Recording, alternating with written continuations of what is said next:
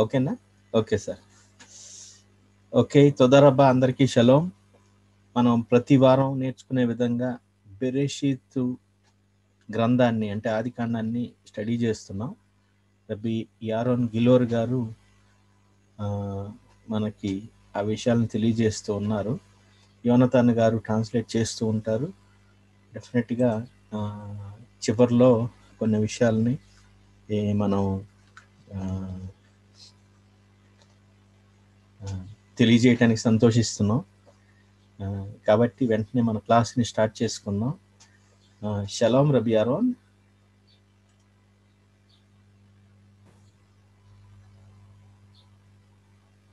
שלום, שלום רב יהושע. שבוע טוב. שבוע טוב. בבקשה, אפשר להתחיל.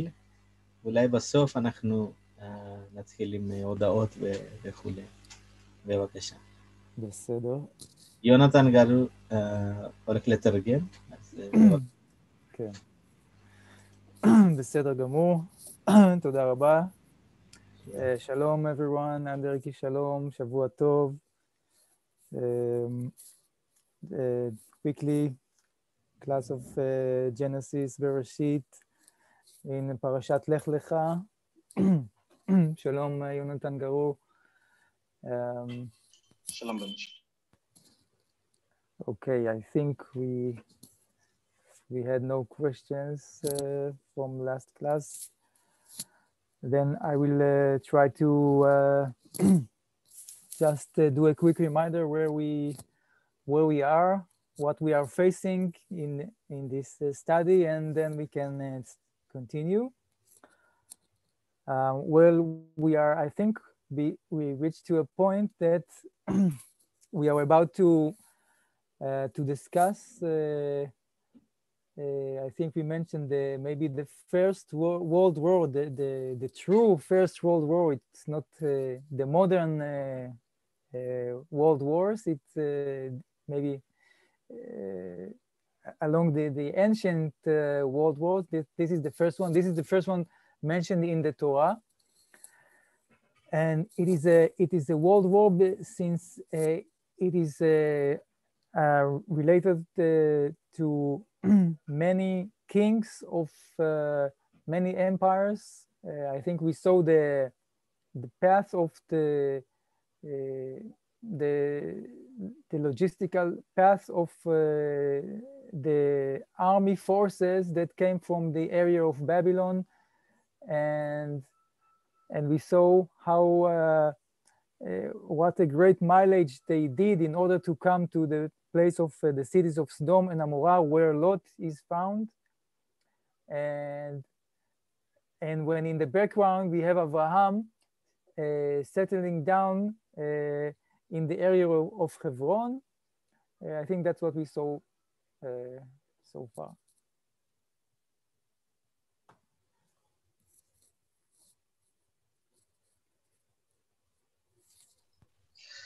అందరికీ షలోం. మనం బెరషీత్ అధ్యయనంలో భాగంగా ప్రస్తుతం లెక్కలక పరాశాన్ని మనం అధ్యయనం చేస్తూ వస్తున్నాం. ఇప్పుడు ఒకసారి మనం గతంలో చర్చించుకున్న అంశాలను మనం ఒకసారి పరిశీలిస్తే, అసలు నిజమైన ప్రపంచ యుద్ధాన్ని, మొట్టమొదటి ప్రపంచ యుద్ధాన్ని మనం ఏంటి అంటే తోరాలో మెన్షన్ చేసినటువంటి ఫస్ట్ వరల్డ్ వార్ ఏంటి అనేది మనం చూసాము తోరా దృక్పథంలో.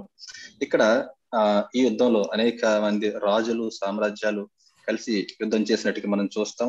అయితే వారు బబిలోను నుంచి మొదలుకొని రకరకాల రాజులందరూ కూడా ఏ విధంగా వచ్చారు, సీదము, అమోరా లాంటి ప్రదేశాలకి, అలాగే లోతు నివసిస్తున్న ప్రాంతం గురించి చూసాం. అలాగే అబ్రహాము గారు బేర్షెబాలో ఉంటున్న విశేషాలు మనం చూసాం. సో ఇప్పుడు మనం ఈ వార భాగంలోకి వెళ్దాం. Please continue Reddy. Okay. Well, I recalled it in the last class. We had some questions. Why Abraham is going to Hebron? What's the meaning of the last promise of God to Abraham, that he will be his seed will be fruitful and with a large quantity and all of that. And now we are also about to describe, it sounds like a, you know, like a kind of a history description, historical description of a war with all the forces, where they go, who they fight against. And it's not clear sometimes for us to realize why the Torah give us, you know, every single word in the Torah is important. So why the Torah bothers to give us all these full details of this war. And I think we will see it along the way. We will see it after we conclude what the results of this war, but just as a basic introduction to that, we can say that, you know, Avraham is always with this tension, you know, between his two different disciplines, right? The commandment from God, the commandment of Lech Lecha, to build a new nation from one side, and from the other side there is always the concern about the whole world, about all nations, all the people all over the planet, right? So he wanted to call in the name of Hashem all over the world. And what happens here is that it just shows us this dilemma, this conflict of Abraham, that you know, on one hand you want to make peace with everyone, you want to elevate everyone's spiritual position, but on the other hand you have to go to a war, you have to fight, you have to kill soldiers of the enemy. And these questions are, you know, it's like eternal questions that we always have to ask ourselves. We want to make peace, we don't want to get into war, we don't want to get into troubles, we want to bring everyone to serve Hashem happily. But the way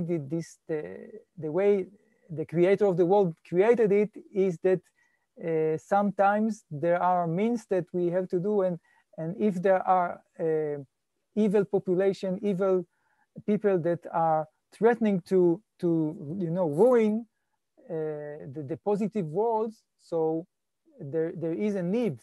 There is a need, and this is part of being a nation, when you have power to deal with that. Otherwise, if you are only just an individual person, even though you are a great righteous person, it's not enough to impact and to influence the world and to make a difference. So that is what we are about to see here in this world.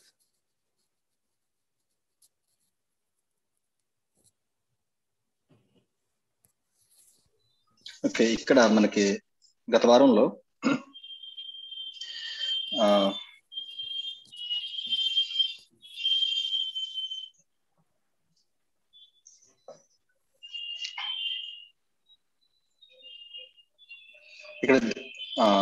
గత వారంలో ఒక ప్రశ్న మనకి వచ్చింది.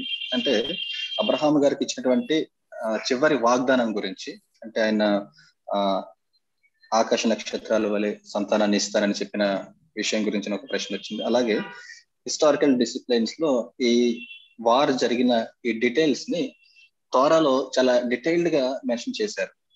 అంటే తోరాలో ఏ ఒక్క మాట కూడా మనం ముందు నేర్చుకున్న విధంగా ఏ అనవసరమైన మాట కూడా అందులో ఉండదు. కానీ యుద్ధం గురించి ఏ రాజులు ఇందులో పార్టిసిపేట్ చేశారు అనే విషయాలని చాలా డీటెయిల్డ్ గా కొంచెం టైం తీసుకుని తోరాలో పొందుపరచడం జరిగింది.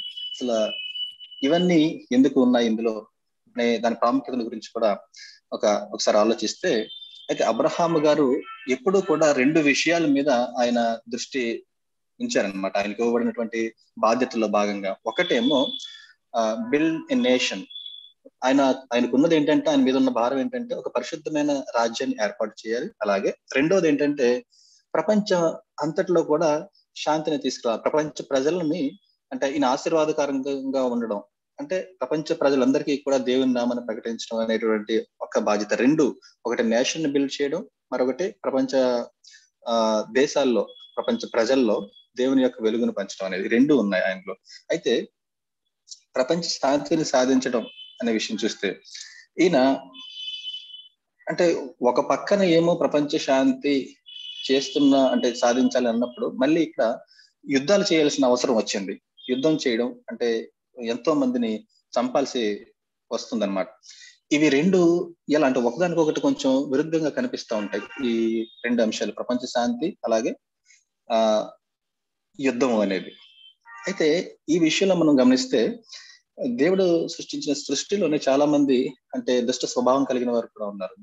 ఇప్పుడు అటువంటి వారిని అంటే దేవుని వాక్యాన్ని లేదంటే దేవుని ఉద్దేశాన్ని, ఆ వెలుగుని ప్రపంచంలో వారు స్ప్రెడ్ కానివ్వకుండా అడ్డుపడుతూ ఉంటారన్నమాట. అలాంటప్పుడు ఒక ఇండివిజువల్ గా ఉన్నప్పుడు నువ్వు దాన్ని సాధించలేవు కానీ, వారిని ఎదిరించలేవు కానీ, లేదంటే అటువంటి అవసరం నీకు రాకపోవచ్చు నువ్వు. కానీ ఒక దేశంగా, ఒక రాజ్యంగా ఉంటూ, అంటే ఆయనకి అబ్రహాం గారికి ఇవ్వబడిన బాధ్యతలో ఒకటి ఏంటంటే ఒక దేశాన్ని, ఒక పరిశుద్ధమైన రాజ్యాన్ని ఆయన స్థాపించాలి. అలాంటప్పుడు ఈ ఇతర జాతులతో పోరాడాల్సిన అవసరం వస్తుంది.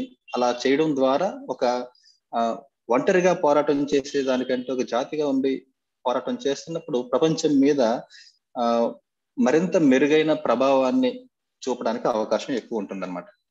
సో ఇది కూడా ఒక కారణం అబ్రహాం గారు చేసినటువంటి యుద్ధాల్లో ఉన్నటువంటి ఉద్దేశం. Please continue.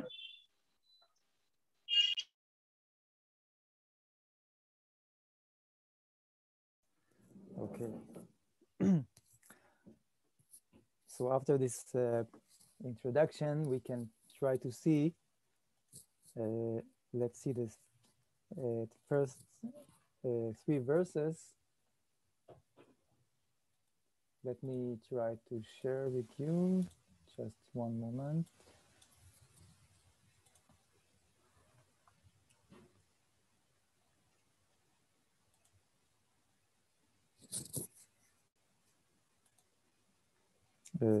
Okay.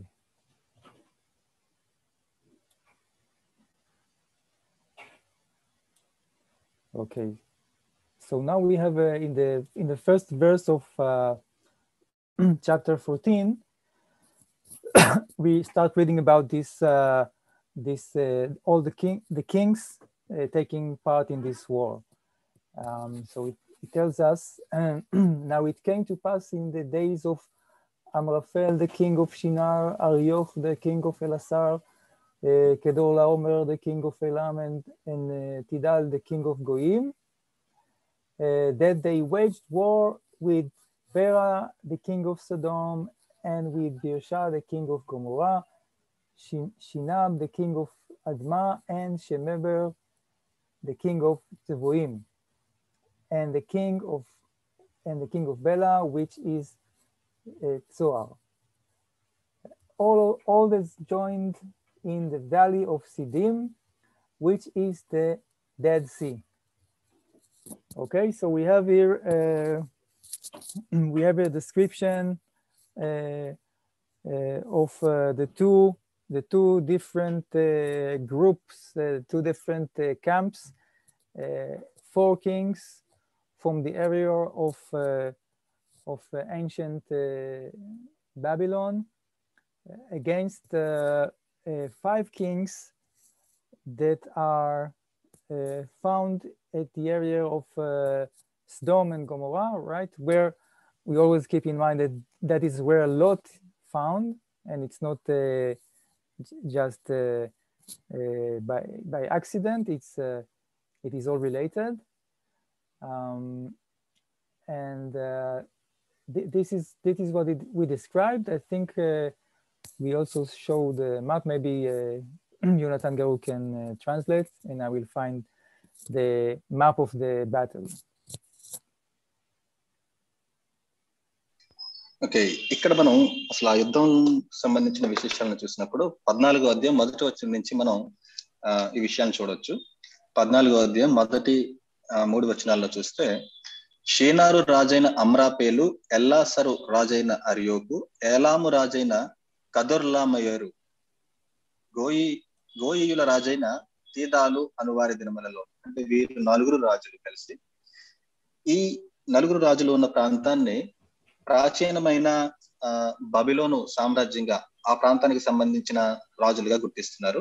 వీరు 2వ వచనం నుంచి చూస్తే, వారు సొదొమ రాజైన బెరాతోను, గొమొర్రా రాజైన బిర్షాతోను, అద్మా రాజైన షినాబుతోను, సెబోయిల రాజైన షేమెబెరుతోను, సోయరును బెలారాజుతోను యుద్ధము చేసిరి. అంటే వీరు 5 రాజులు. ఈ సెకండ్ గ్రూప్ లో 5 రాజులు ఉన్నారు. ఫస్ట్ గ్రూప్ లో 4 రాజులు ఉన్నారు. ఈ 2వ గ్రూప్ కి చెందిన ఈ ప్రాంతపు రాజులు అంటే సొదొమ, గొమొర్రా ఈ ప్రాంతాలకు చెందిన రాజులు 5 రాజులు. అనుకోకుండా ఈ ప్రాంతంలోనే ఇక్కడ లోతు గారు కూడా మనకి నివసిస్తున్నట్టుగా మనం చూసాం. వీరందరూ ఉప్పు సముద్రమైన సిద్వీము లోయలో ఏకముగా కూడి, అంటే వీరందరూ కూడా కలుసుకున్న ప్రాంతం ఎక్కడ అంటే ఉప్పు సముద్రము అని చూపిస్తున్నారు. ప్రస్తుతం మనకి రబ్బీ గారు షేర్ చేస్తున్నారు స్క్రీన్ మీద. సో ఆ విశేషాలని రబ్బీ గారు వివరించినప్పుడు మనం నేర్చుకుందాం. Please continue rabi.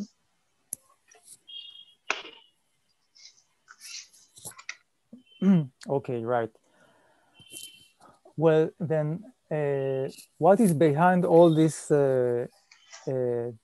2 different groups, and what actually makes it a kind of a world war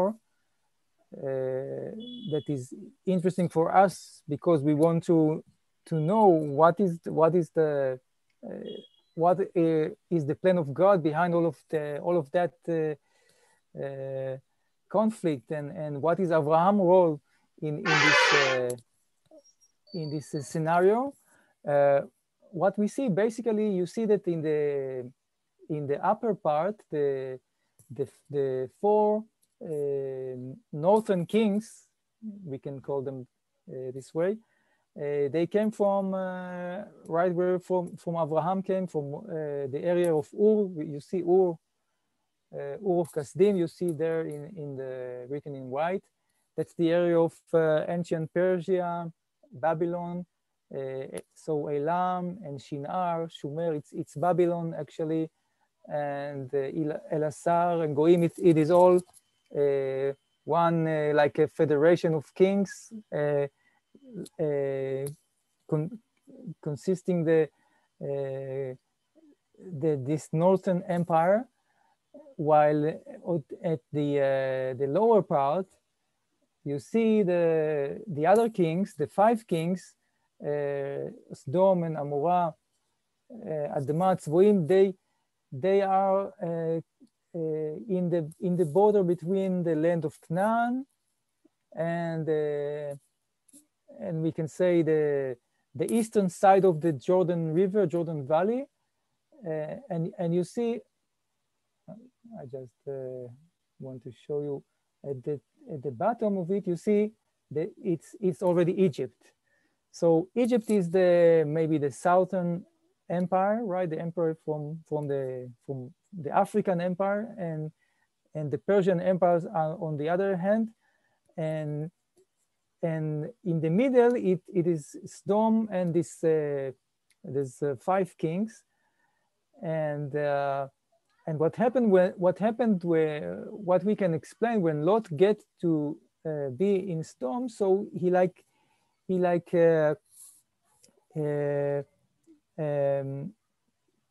there was like a balance, and he just canceled the balance between these 2 empires, the territories they are controlling and all of that, and they wanted to secure their regime, their territory. You know, if you are governing other nations, so you get their taxes from them. So it was a mess that between the southern Egyptian kingdom empire and the northern Babylonian Persian empires, where and the Sodom and its companies are in the middle. That's roughly the scenario, the political scenario of these days.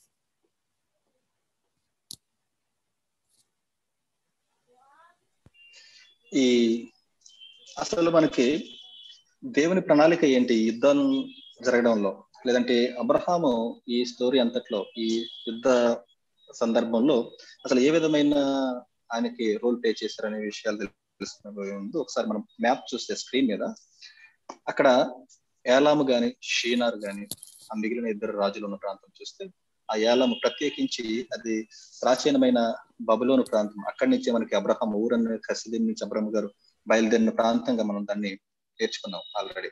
So అది ప్రాచీనమైన బబులోను Persia ప్రాంతంగా మనం అర్థం చేసుకోవచ్చు దాన్ని. అక్కడి నుంచి వారు ఇది ఎక్కడుందంటే నార్థరన్ పార్ట్ లో ఉంది. అదే కొంచెం అటు నుంచి కిందకి చూస్తే అంటే మధ్యధరా సముద్రానికి తూర్పు భాగంలో అక్కడ 5 రాజులు ఉన్న ప్రాంతం సీదోము, అమోరా, అదోరా, ఈ రాజులు మిగిలిన సొదొమ గొమొరా రాజులు వీళ్ళందరూ కూడా కింద ప్రాంతంలో ఉన్నారు. ఈ కింద ఉన్న భూభాగం చూస్తే అది సరిగ్గా మనకి యోర్దాను నది ఆ లోయకి సంబంధించిన జోర్డానియన్ వ్యాలీకి సంబంధించిన అంటే దానికి జోర్డానికి ఈస్ట్ లో ఉంటుందన్నమాట. ఇది దాన్ని ఆ మ్యాప్ లో కొంచెం కిందకి వెళ్ళి చూస్తే అది ఐగుప్తు సామ్రాజ్యానికి మనకి సదరన్ పార్ట్ గా మనం దాన్ని గుర్తిస్తాం. అంటే ఇప్పుడు అసలు ఈ పొలిటికల్ సినారియో చూస్తే ఏంటంటే నార్థరన్ పార్ట్ లో ఉన్నటువంటి ఏన్షియన్ బబులోనియన్ సామ్రాజ్యానికి అలాగే ఇటు సౌత్ లో ఉన్న అంటే ఐగుప్తు సామ్రాజ్యపు సదరన్ కింగ్డమ్ లో ఉన్నటువంటి దానికి మధ్యలో ఉన్న అంటే 2 సామ్రాజ్యాలకి మధ్యలో ఉన్న సామ్రాజ్యాలు అన్నమాట ఇవి. ఈ 2 రాజ్యాలకి మధ్యలో ఉన్నటువంటి ఒక బ్యాలెన్స్ అక్కడ మిస్ అవుతుంది. అంటే అది శిస్తు కట్టే విషయంలో కానీ లేదంటే రకరకాల విషయాలు సామ్రాజ్యానికి సంబంధించిన విషయాల్లో వారు కొన్ని ఒప్పందాలు చేసుకుని ఉన్నారు. అవి మిస్ అవుతూ ఉన్నప్పుడు అక్కడ వారి మధ్య స్పర్ధ నెలకొండం, అక్కడ యుద్ధం జరగడం మనం చూస్తాం. అక్కడే లోతు గారు కూడా నశిస్తున్నట్టుగా మనకి గుర్తించాం. Please continue Ravi. Okay. Yes. So what is the, so we see there's northern kings that well, the verses tells us, right, that it was like the ruling was of the northern kings, the Babylonian kings. We see it in the verses, right? We see that for 12 years they served Kedorlaomer. Everything was quiet and okay for 12 years. Then in the 13 years they started a rebellion. They rebelled, and so 1 year later, in the 14 years, all these northern kings joined together and came to clean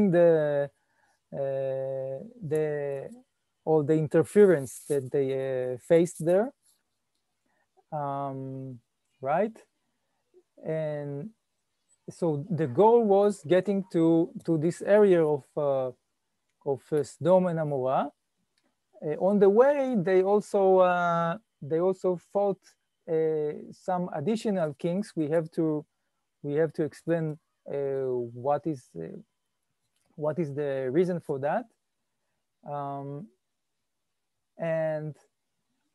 And you see, and we also see that in verse number 3, all this joins in the valley of Siddim, which is the Dead Sea. So I wanted to also speak about what we call in Hebrew Yam HaMelach. Yam HaMelach is Dead Sea. Actually, Melach is salt, so it's the salt sea. So Jonathan Garu can translate, and we will see what is this place, Yam HaMelach. Just a few words about this. Okay, ఇక్కడ మనం ఇందాక map లో చూసినట్టుగా ఈ ప్రాంతాలు అంటే northern Kingdom అంటే ప్రాచీన బబులోను సామ్రాజ్యానికి అలాగే ఇటు ఐగుప్తు సామ్రాజ్యపు సదరన్ పార్ట్ లో ఉన్న ఆ సామ్రాజ్యానికి మధ్యలో ఉన్న ప్రాంతాలు ప్రస్తుతం అంటే అప్పటికి అవి మనం 3వ వచనం నుంచి చేస్తే వీరందరూ ఉప్పు సముద్రము అయిన సిద్దీము లోయలో ఏకంగా కూడి 12 సంవత్సరములు కదొర్లామేరుకు లోబడి అంటే అప్పటి వరకు ఆ రాజ్యాలు ఏ అండర్లో ఉన్నాయంటే కదొర్లామేరు రాజుకు శిస్తు కడుతూ ఉన్నాయి. అంటే అవి నార్థరన్ కింగ్డమ్ అంటే బబులోనియన్ కింగ్డమ్ కి అండర్ లో వచ్చినాయి. అయితే 13వ సంవత్సరంలో వాళ్ళు తిరుగుబాటు చేయడం మనం అక్కడ చూస్తాం. 4వ వచనం నుంచి 12 సంవత్సరములు కదొర్లామేరుకు లోబడి 13వ సంవత్సరమున తిరుగుబాటు చేసిరి. 14వ సంవత్సరమున కదొర్లామేరును అతనితో కూడా ఉన్న రాజులను వచ్చి అష్తారోత్ కర్నాయిములో రఫాయిలను హాములో అంటే ఇంకా వచనాల్లో కొనసాగుతున్నాయి. ఎవరెవరు కూడి ఎవరెవరు తిరుగుబాటు చేశారనే విషయాలు మనం అక్కడ చూస్తా ఉన్నాం. సో వీరందరూ కూడి ఎక్కడ కలుసుకున్నారంటే 3వ వచనం చూస్తే ఉప్పు సముద్రమైన సిద్దీము లోయలో ఏకముగా కూడి అని ఉంది. దీనికి కూడా మనం దీని గురించి మాట్లాడుకున్నప్పుడు ఉప్పు సముద్రం గురించి, ఆ ప్రాంతం గురించి, ఉప్పు సముద్రాన్ని మనం హీబ్రూలో యామ్ హమెలహ్ అంటాము, అంటే సోల్ సీ, అదే మృత సముద్రం అని కూడా మనం దాన్ని పిలుస్తాం. సో దీనికి సంబంధించిన వివరాలను ఇప్పుడు మనకి రబ్బీ గారు తెలియజేస్తారు. Please continue.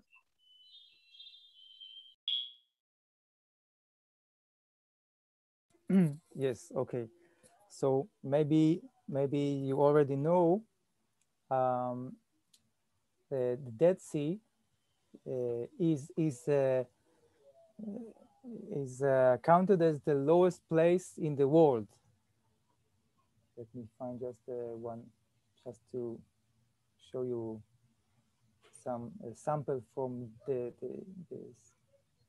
view of the Dead Sea.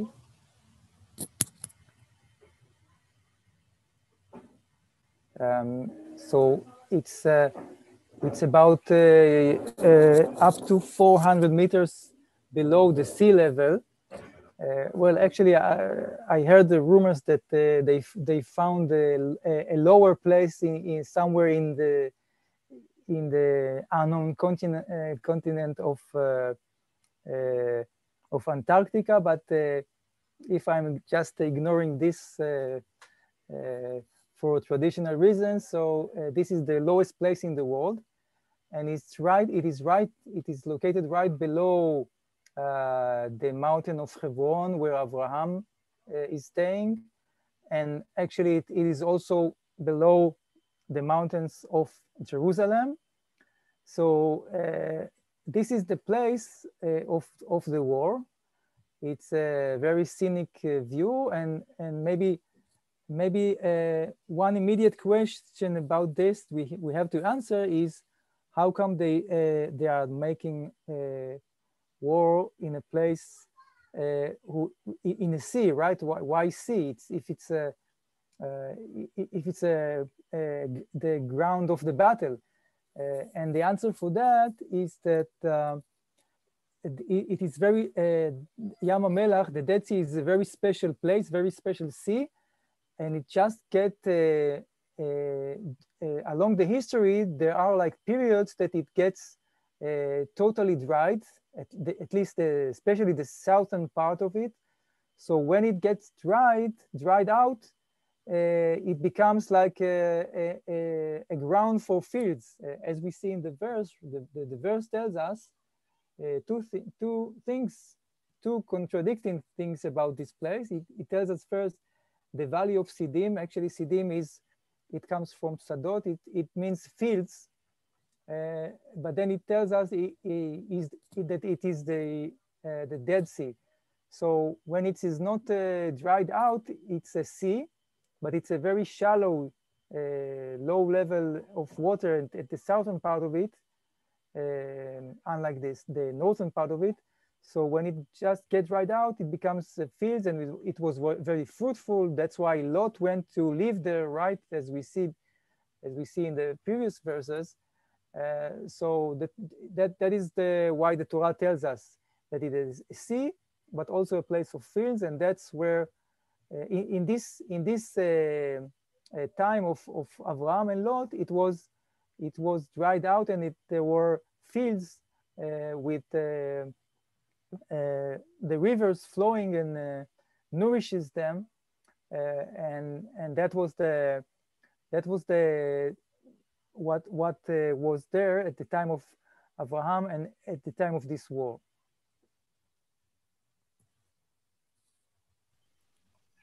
Okay, ఇప్పుడు ఈ మృత సముద్రం గురించి లేదంటే డెడ్ సీ గురించి మనం చూస్తే, మనకు తెలుగులో రాసినట్టు ఉప్పు సముద్రం గురించిన విషయం చూస్తే, ఇది ప్రపంచంలోనే సముద్ర మట్టం కంటే అత్యంత లోతులో ఉన్నటువంటి ప్రాంతం అన్నమాట. ఇది 400 మీటర్ల సముద్రం మట్టం కంటే లోతుగా ఉంటుంది. అయితే కొన్ని వేరే అంటే ఈ మధ్యకాలంలో కొంతమంది చెప్తున్న విధంగా అంటార్కిటికాలోని ఒక ప్రాంతం దీనికంటే లోతులో ఉందని చెప్తున్నారు. కానీ ట్రెడిషనల్ గా మాత్రం మనం ఎప్పటి నుంచో భూమి మీద అత్యంత లోతులో ఉన్న ప్రాంతంగా దీన్ని గుర్తిస్తాము. సముద్ర మట్టానికి 400 మీటర్ల లోతులో ఇది ఉంది. అయితే ఇది హెబ్రోను ప్రాంతానికి దిగువలో ఉంటుందన్నమాట. ఇది హెబ్రోను ప్రాంతంలోనే మనకి అబ్రహాం గారు నివసించినట్టుగా మనకి చూసాం. అయితే ఈ సముద్రము అని చెప్తూ మళ్ళీ ఇక్కడ వీళ్ళందరూ కలిసి యుద్ధం ఎలా చేశారు, అసలు ఇది ఒక యుద్ధ భూమిగా ఎలా సరిపోతుంది, సముద్రంలో యుద్ధం చేశారా ఏంటి అనేది మనం చూస్తే దీని గురించిన కొన్ని విశేషాలు ఉన్నాయి. అంటే చరిత్ర అంతట్లో కూడా కొంతకాలం ఇది అంటే ప్రత్యేకించి సదరన్ పార్ట్, ఈ సముద్ర అంటే ఈ ప్రాంతం సొదొమ అంటే ఈ మృత సముద్రం అనే ప్రాంతానికి ప్రత్యేకించి దానికి సదరన్ పార్ట్ లో ఉన్న భాగము చరిత్రలో చాలా సందర్భాల్లో అది పూర్తిగా ఆరిపోయినట్టుగా మనం గుర్తించారు. సో దీనికి ఇంకొక పేరుగా కూడా చూస్తాం, దాన్ని సిద్దిము లోయ అని కూడా ఒక్కోసారి దీన్ని ప్రస్తావించబడి ఉంటుంది. ఇది అంటే ఎండిపోకుండా అంటే నార్థరన్ పార్ట్ లో ఉన్న విధంగా ఉన్నప్పుడేమో దాన్ని మృత సముద్రం అని, అలాగే ఎండిపోయి అక్కడ కొంచెం నదులు కూడా ప్రవహించే విధంగా ఒక్కొక్కసారి ఉంటుంది. అలాంటి సందర్భంలో దాన్ని అది ఇలా యుద్ధాలకు సంబంధించిన వాటిగా లేదంటే ఆరిపోయిన నేలగా ఉన్నప్పుడు చరిత్రలో చాలా సందర్భాల్లో ఆ విధంగా జరిగింది. అప్పుడు దాన్ని యుద్ధ భూమిగా కూడా దాన్ని ఉపయోగిస్తుంటారు అనమాట. Please continue.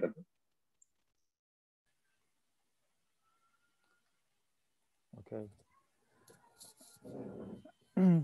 Now we realize that Lot he chose to go to this place where it's actually it's outside the borders of the land of Canaan. It's like at the Jordan Valley. It's not inside the land, right? It's not on the mountain where Abraham lives, and that makes all the problems to start.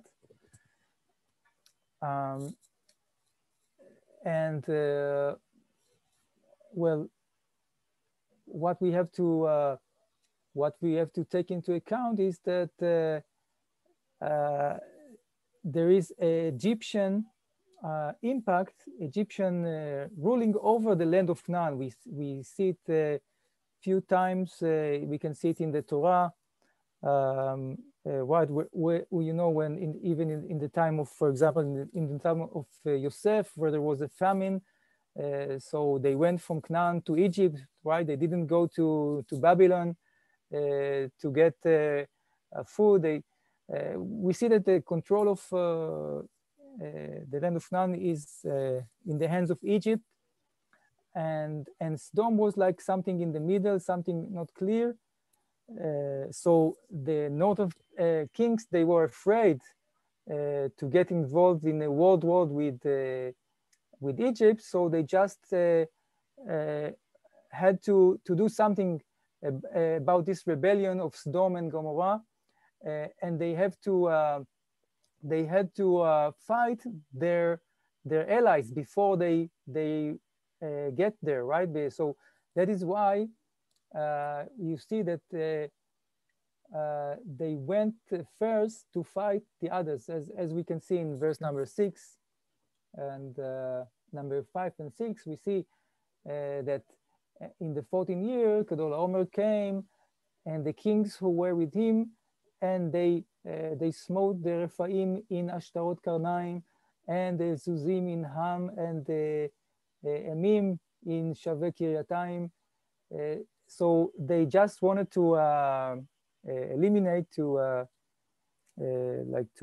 paralyze all the other allies of the 5 kings before they get there, and they surrounding them, so they will have a better chance to defeat them.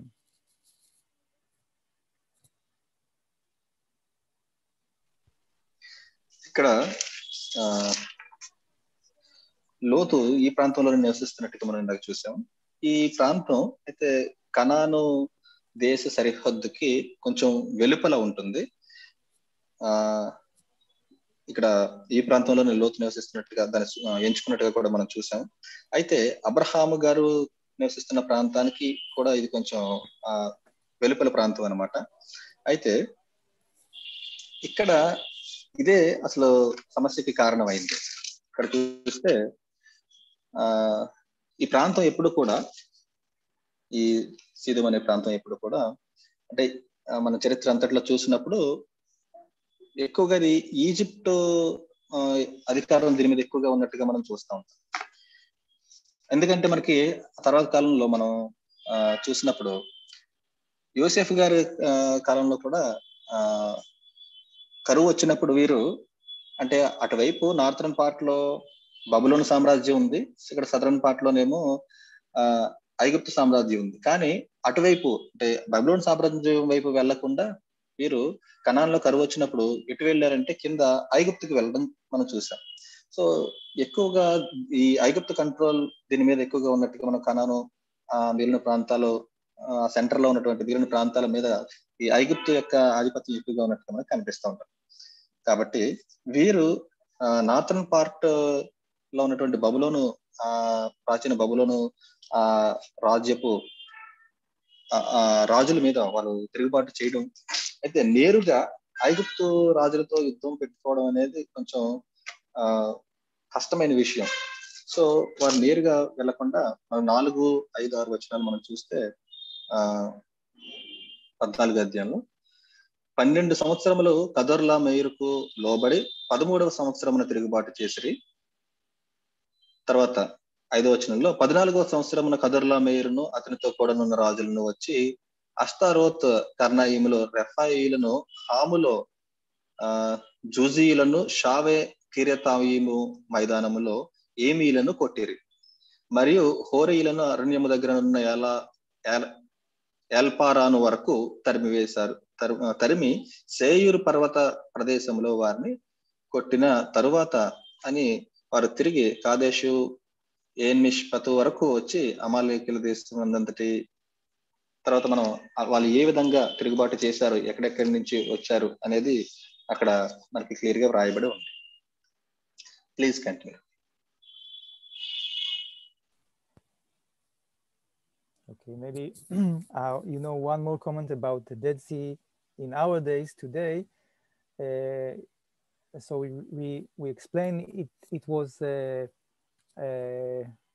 in the form of it was dried out at that time of this great war, and today in our time it actually going over a similar process of dehydration, and there are like it is very touristic place, by the way. The Dead Sea is very it has a lot of attractions. The mud is very, very healthy for the skin, and many people and many tourists from all around the world before the plague used to visit there. And what happened there is that the sea line was in some point, and then the hotels were built close by, and then it just got further and further distance because it is drying out. So they had to do all kind of solutions to close this gap and to make it easier to go from the hotel to the sea, because it gets just further and further from the place of the hotel. So that's just the process of dehydration that is taking place in our days, and people are trying to think of a solution to save this process, because there are a lot of treasures that people realize that are found in this Dead Sea, It's not so negative, even though it's a negative name, Dead Sea. It's actually a salt sea. So there are no fishes. You know, in this sea because it's too much of a salt.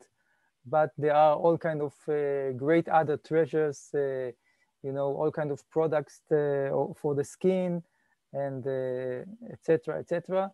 So this is the state of Dead Sea, Yam HaMelach today.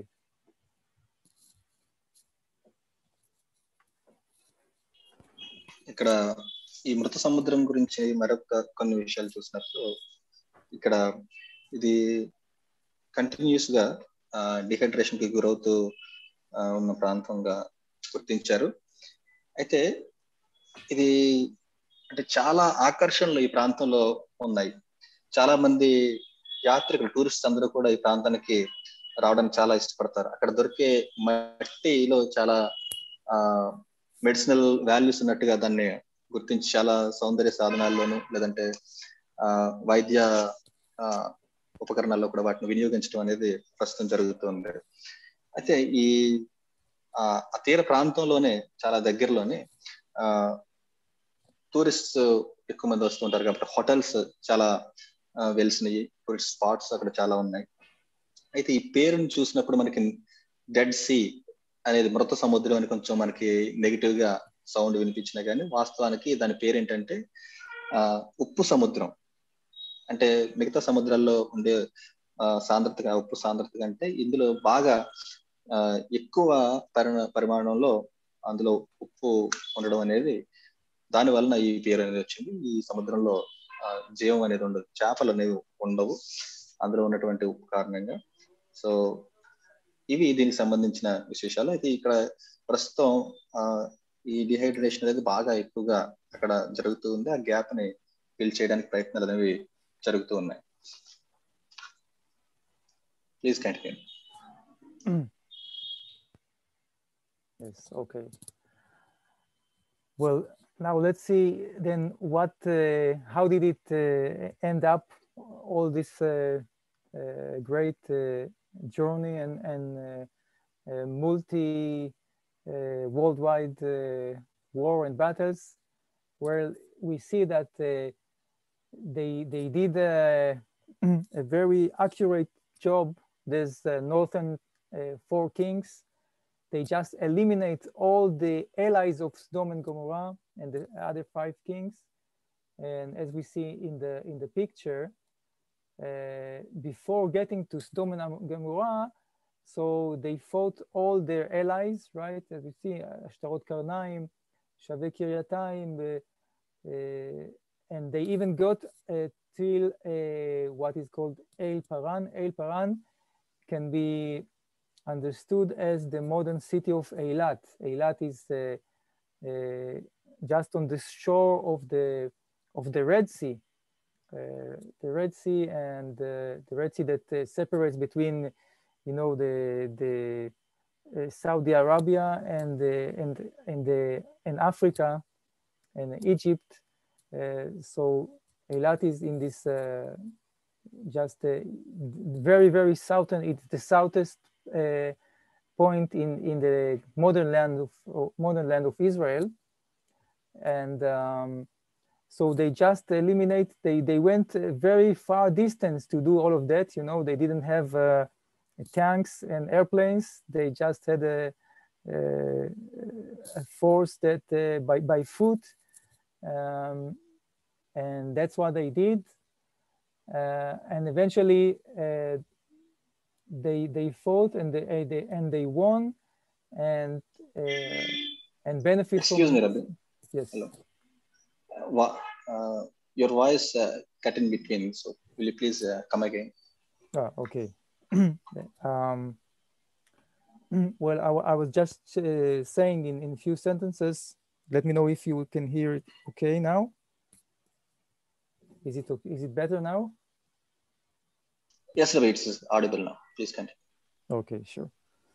So I was saying they truly did a long distance, eliminating all the other allies of Sodom and Gomorrah. right? They even go to the modern city of Eilat, as we said about El Paran, and eventually they were able to surround all the 5 kings and to beat them and get a military victory over them.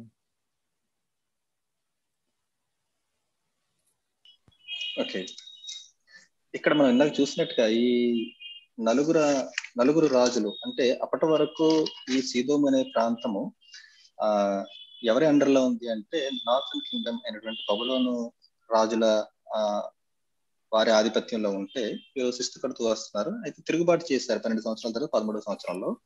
ఇక్కడ నేరుగా ఈ నలుగురు రాజులు వెళ్ళి ఈ 5 రాజులతో యుద్ధం చేయకుండా ఈ సీదోముతో ఉన్నటువంటి వారు ఎవరెవరితో అయితే వారు ఒప్పందాలు చేసుకున్నారు, వారి సపోర్టింగ్ కింగ్డమ్స్ ఏ ఉన్నాయో వారిని ముందు ఒక్కొక్కరిగా ఓడించుకుంటూ వచ్చి తరువాత ఈ 5 రాజుల్ని కూడా చుట్టివేసి ఒక మిలిటరీ ప్రణాళిక ప్రకారం వారి మీద ఒక సైనిక ఆధిపత్యం అనేది సంపాదించినట్టుగా మనకి అర్థమవుతుంది అనమాట.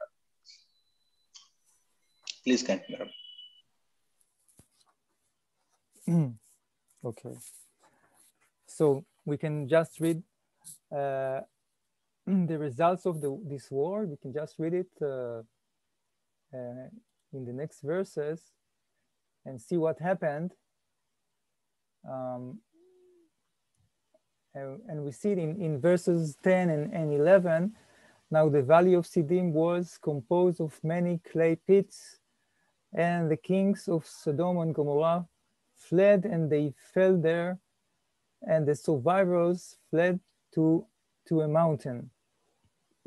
Then in verse number 11, and they took all the possessions of Sodom and Gomorrah and all their food, and they departed. And in verse number 12, and they took Lot and his possessions, the son of Abraham's brother, and they departed, and he was living in Sodom. So after all this great detailed war, we see it just comes back to the point that it was all concerning Lot and Abraham. And when we just we recall that there was the original conflict. If you remember, we saw the original conflict in like the small family conflict between the herdsmen of Lot and the herdsmen of Abraham, and Abraham wanted to make peace inside to solve it in the maybe more appropriate way, like by judgment, by going to the court of justice. So he wanted to get to a compromise and save a small war, and he ends out in this world war where his nephew is captured by the invader kings, right? So it's much bigger mess as a result from this decision. And now we have to see what is Avraham's reaction and how Avraham has to deal with this very complicated, political situation, because he's still not a nation, right? He is only a small family that is just about to become a nation. He has some allies, and now he has to rescue his nephew from the greatest empire at that time, at that area. So that is the challenge that Abraham is facing at the time of the end of this giant war.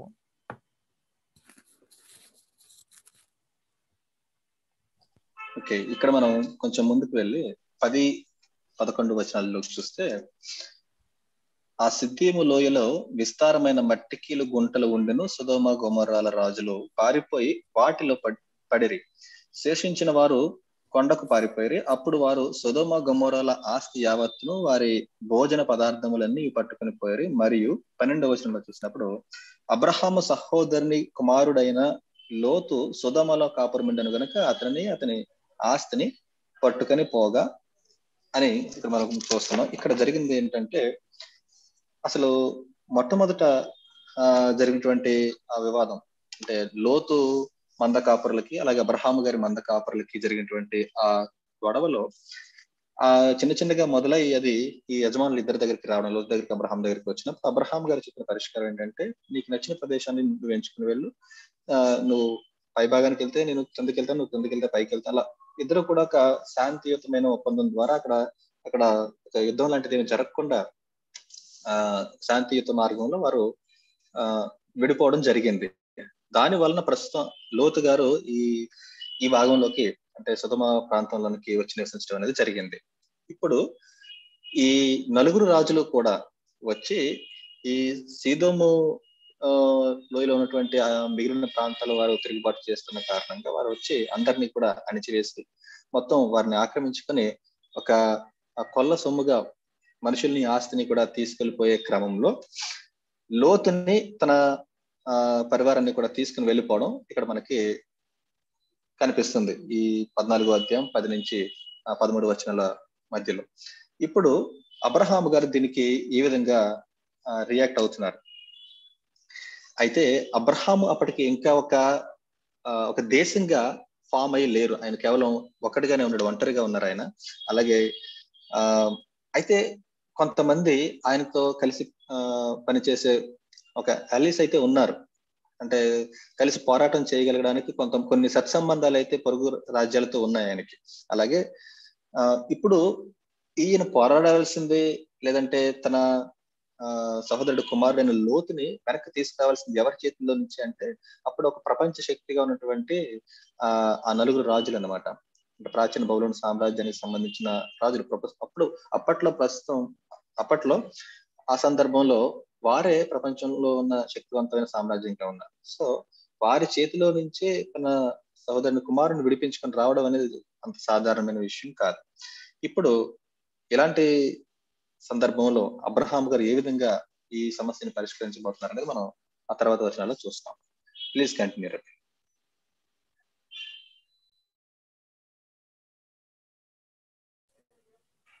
Okay, maybe we can stop and ask if anyone has any questions, any concerns about what we saw so far. Please all be welcome. And if not, we can summarize it and see the results of all of this story. Okay, ఇప్పటివరకు జరిగిన దాంట్లో ఏమైనా సందేహాలు ఉంటే తెలియజేయండి. రవి గారు పరిష్కారం సమాధానం చెప్తారు. లేదంటే కనుక ఇప్పటివరకు మనం చర్చించుకున్న విషయం ఒకసారి మనం సమరైజ్ చేసుకుందాం. ఎవరైనా సందేహాలు ఉంటే హ్యాండ్ రైజ్ చేయండి, అన్మ్యూట్ చేస్తాం.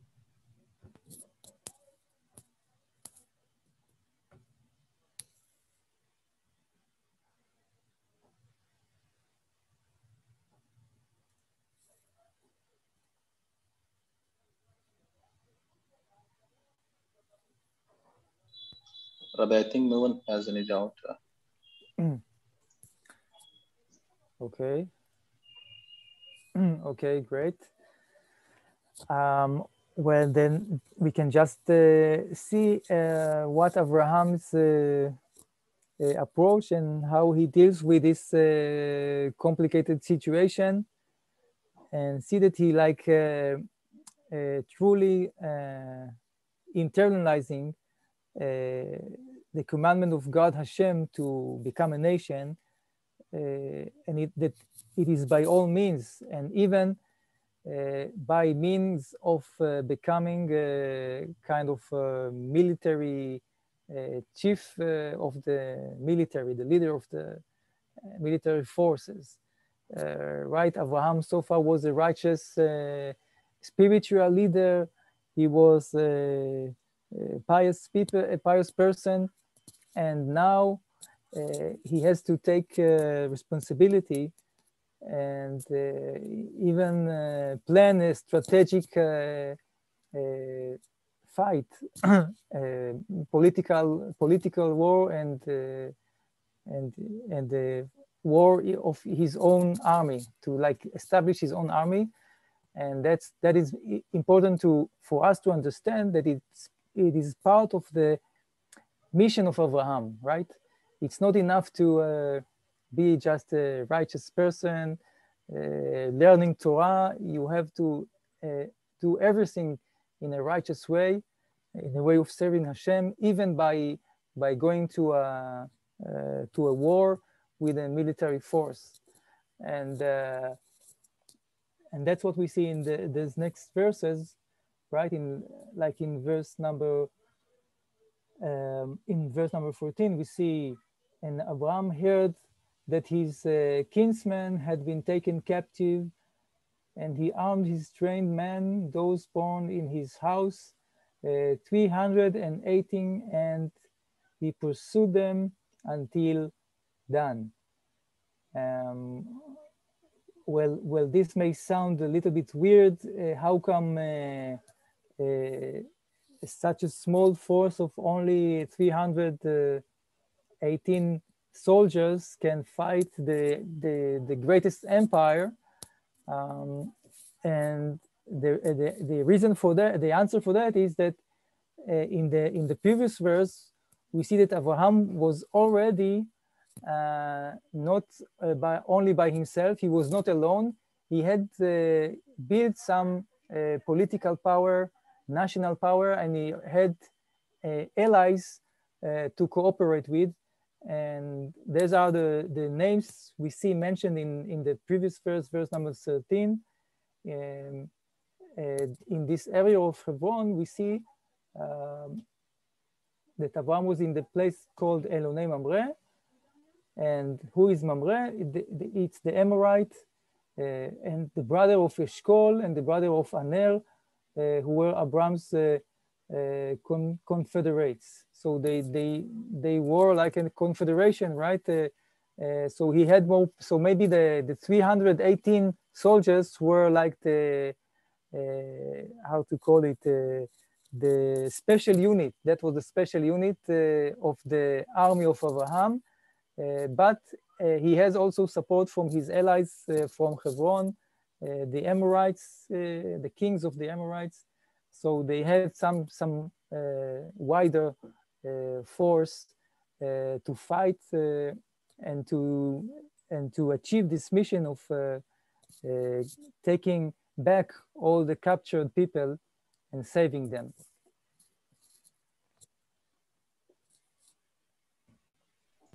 ఓకే, ఇక్కడ అబ్రహాము గారు దీనికి ఏ విధంగా రియాక్ట్ అయ్యారని చూసినప్పుడు మనం 14వ అధ్యాయం 14వ వచనంలో చూస్తే, అబ్రాము తన తమ్ముడు చెరపట్టబడినని విని తన ఇంట పుట్టి అలవరచబడిన 318 వెంట పెట్టుకొని తాను మట్టుకు ఆ రాజులను తరిమెను. ఇక్కడ అంటే ఒక విషయం మనం గమనించాలి. అప్పటి వరకు అబ్రహాం గారు కేవలం మనకు ఒక నీతిమంతుడుగాను లేదంటే సాత్వికునిగాను మాత్రమే మనకి కనిపిస్తూ ఉంటారు, ఒక పరిశుద్ధమైన వ్యక్తిగా మనకి కనిపిస్తూ ఉంటారు. కానీ ఒక రాజ్యాన్ని స్థాపించాలి అన్నప్పుడు అది చాలా మార్గాల ద్వారా దాన్ని సాధించాల్సిన అవసరం ఉంటుందన్నమాట. ఇప్పటి వరకు శాంతియుత మార్గంలోను నీతివంతమైన మార్గంలో పరిశుద్ధమైన విధానంలో వెళ్తున్న అబ్రహాం గారు ఇక్కడ ఒక రాజకీయమైనటువంటి చర్య కూడా ఒకటి చేపట్టాల్సినటువంటి బాధ్యత ఆయన మీదకి వచ్చిందనమాట. ఇక్కడ ఆయనకంటూ ఒక సైన్యాన్ని సమకూర్చుకోవాల్సినటువంటి అవసరం ఉంది. అంటే ఒక దేశాన్ని నిర్మించడం, ఒక పరిశుద్ధమైన రాజ్యాన్ని స్థాపించడం అంటే కేవలం తోరా అధ్యయనం మీద దాని మీద ఒక్కటే ఆధారపడడం కాదు, కానీ అలాగే రాజ్య నిర్మాణానికి అనేకమైన విషయాలు అవసరం అవుతాయి. రాజకీయంగాను సైనిక పరమైనటువంటి విషయాలు ఇలా చాలా ఉంటాయి అందులో. కాబట్టి ఇక్కడ అబ్రహాం గారు చేస్తున్నది ఏంటంటే 13వ వచనంలో చూసినప్పుడు అప్పటికే ఆయన కొంతమంది రాజులతోటి, పొరుగు దేశ అధికారులతోటి నిబంధనలు చేసుకోవడం అనేది చూస్తాం. అమోరీయులతోటి, హెబ్రోను నాయకులతోటి 13వ వచనంలో మనం చూసినట్టుగా వారు నిబంధన చేసుకొని ప్రత్యేకించి ఈ 318 మంది ఒక స్పెషల్ యూనిట్ అన్నమాట. ఇది అబ్రహాము గారు ఏర్పరిచినటువంటి సైనిక విభాగం ఇది. సో ఈ ప్రత్యేకమైన విభాగంతో పాటు ఆయనతో కలిసి యుద్ధం చేయడానికి వచ్చిన ఇతర రాజులు ఉన్నారు. వీళ్ళందరూ కలిసి వారిని దాని వరకు తరిమారని చెప్పి మనకి 14వ వచనంలో మనకి కనిపిస్తూ ఉంటుంది. సో ఇక్కడ మనం గమనించాల్సిన విషయం ఏంటంటే, ఒక పరిశుద్ధమైన రాజ్యాన్ని స్థాపించడానికి కేవలం ఒక తోరా అధ్యయనము లేదంటే కరుణకు సంబంధించిన పరిశుద్ధతకు సంబంధించిన విషయాలతో పాటు రాజకీయమైన చర్యలు ఉంటాయి, అలాగే పొరుగు దేశాలతో ఉండే సత్సంబంధాల విషయాలు ఉంటాయి, అలాగే రాజకీయమైన విషయాలు, అలాగే సైనిక చర్య కూడా అవసరం అవుతుంది అనేది ఈ మాట నుంచి మనకి అర్థం అవుతుంది. Please continue Robbie. Yes, right. So we have a very exciting description here of what was the like the military tactic of Abraham, how to achieve this goal, because Abraham just went out on a very risky operation. Even with all his allies, he was still very, very small comparing to these huge empires of the north, the Persian, the Babylonian empires. So the verse just tells us he chose to take a kind of a guerrilla approach. You know, it's like a guerrilla war approach. So what happened is, you know, there's 4 kings, they won the war.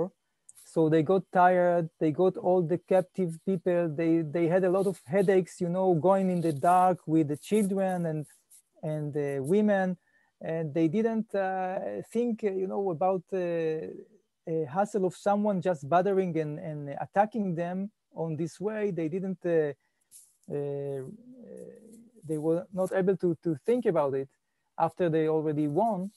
And Abraham takes advantage of this situation, right? So he deliberately chose to go by the dark of night and to split his forces and to just scare them so they will run away. Maybe they just spontaneously they will leave all the captive people, and he can be able to rescue them. And you see that Abraham is like totally taking the political and even the military responsibility to save the captured people, to save the lives of those people that are doomed to, you know, slavery and unknown future. And that's what we see in these verses. And of course, he also gets his nephew Lot back from the captivity.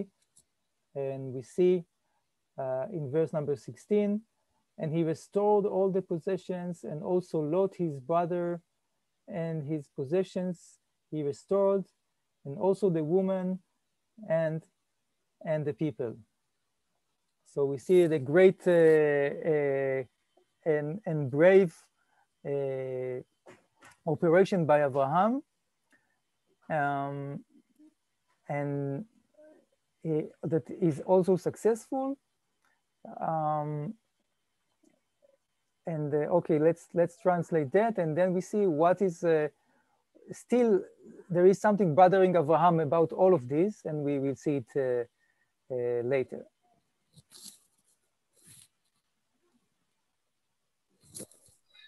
ఇక్కడ అబ్రహాము గారి సైనిక నైపుణ్యం, అంటే military actions చేయడంలో ఉన్నటువంటి, operations చేయడంలో ఉన్నటువంటి ఆ నైపుణ్యాన్ని మనం గ్రహించవచ్చు. ఇక్కడ ఏం జరుగుతుందంటే, చాలా ప్రమాదకరమైనటువంటి ఒక ఆపరేషన్, మిలిటరీ ఆపరేషన్ అబ్రహాం గారు చేపట్టారు. ఆయన పోరాడబోయేది సాదాసీదా వ్యక్తులతో కాదు. అప్పట్లో ఉన్నటువంటి ప్రపంచంలో అత్యంత శక్తివంతమైన సామ్రాజ్యాలు, ప్రాచీన పర్షియా, అలాగే ప్రాచీనమైనటువంటి బబులోను సామ్రాజ్యం, ఆ రాజుల మీద అబ్రహాం గారు యుద్ధం చేయాలి ఇప్పుడు. అయితే అబ్రహాం ఎంచుకున్న మార్గం ఏంటంటే గెరిల్లా వార్ఫేర్. అంటే ఆకస్మికంగా ఒక చోట అప్పటి వరకు దాగి ఉండి పొంచి ఉండి సమయం చూసి ఆకస్మికంగా దాడి చేసే విధానం అన్నమాట. శత్రువు ఊహించిన రీతిలో దాడి చేసే విధానాన్ని ఈయన ఎంచుకున్నారు. అప్పటి వరకు ఈ నలుగురు రాజులు కూడా ఈ 5 రాజులతో సదరన్ పార్ట్ లో ఉన్న 5 రాజులతో యుద్ధం చేసి వారందరినీ కూడా చెరపట్టి బందీలుగా తీసుకుని స్త్రీలను, పిల్లల్ని, ఆస్తిని అంతటిని కూడా తీసుకుని వెళ్తున్నారు. వెళ్ళి వారు రాత్రిపూట ఒక చోట బస చేసిన సమయంలో అప్పటికే వాళ్ళు ఎంతో చాలా సుదీర్ఘమైన యుద్ధం చేయడం వలన అలసిపోయి ఉండడమే కాదు, చాలా సమస్యలు ఉన్నాయి వాళ్ళకి. అక్కడ వారు ఆస్తిని పంచుకునే విషయాలు ఉంటాయి, రకరకాల విషయాలు ఉంటాయి, చాలా విషయాలను వారు సెటిల్ చేయాల్సి ఉంది. అలాంటి ఒక సందర్భంలో అబ్రహాం తను తీసుకుని వెళ్తున్నటువంటి సైన్యాన్ని 2 భాగాలుగా చేసి రాత్రిపూట ఎప్పుడు అంటే శత్రువు ఊహించని సమయంలో ఉన్నట్టుండి ఈ గెరిల్లా విధానంలో వారి మీద పడి వారిని భయభ్రాంతులకు గురి చేయడం, తరిమి ఆస్తిని అంతటిని పట్టుకోవడం చూస్తాం. మనకి 16వ వచనంలో చూస్తే, ఆస్తి యావత్తు తిరిగి తెచ్చి తన తమ్ముడైన లోతును, అతని ఆస్తిని, స్త్రీలను, ప్రజలను తిరిగి తీసుకుని వచ్చాను. అంటే ఇక్కడ అబ్రహాం గారు చేసింది ఏంటంటే ఒక పరిపూర్ణమైనటువంటి ఒక రాజకీయ అలాగే సైనిక బాధ్యతని స్వీకరించి తనే ముందుండి ఈ 318 మంది సైనికులతో కలిసి, అలాగే అక్కడ ఉన్న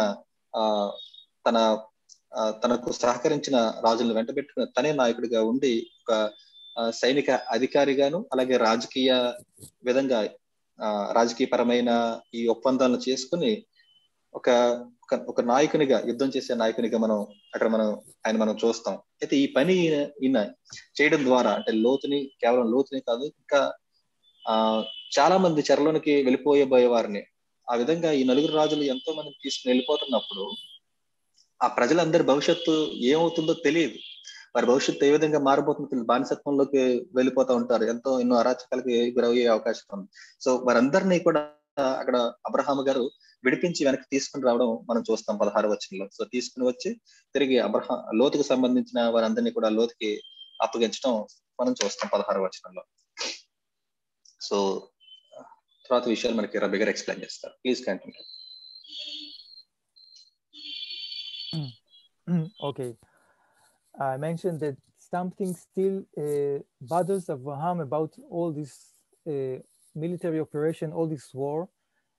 And I think when we come to think in a deeper way about the meaning of war, so we have to realize that what happens in war is that soldiers dies, right? The soldiers are dying, and one soldier has to kill another soldier from the enemy force, and it's like sounded the most opposed way of the famous characteristic of Abraham, because Abraham's special divine characteristics is the chesed, as we mentioned, right? The trait of kindness, and he has, so he asked himself, how can I just take responsibility of killing the soldiers of the enemy? Maybe they are not evil people. There are soldiers. Maybe some of the soldiers are evil, but the others are righteous soldiers, and they just had to go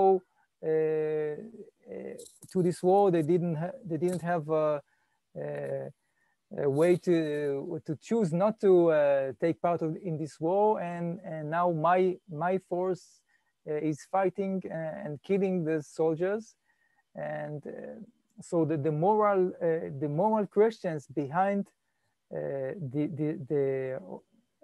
operations of the war is what is bothering here. And it's there are a lot of great moral questions, concerning wars and how to conduct wars in a, as much as possible, righteous way. And mainly what we come up to our mind when we think about it is, that we have to discern between two different things. You know, it is possible that the soldiers, specific a private soldier is a righteous person, but the meaning of war is not about you know, just a private battle of two persons. It's between two different armies, two different nations. So that is why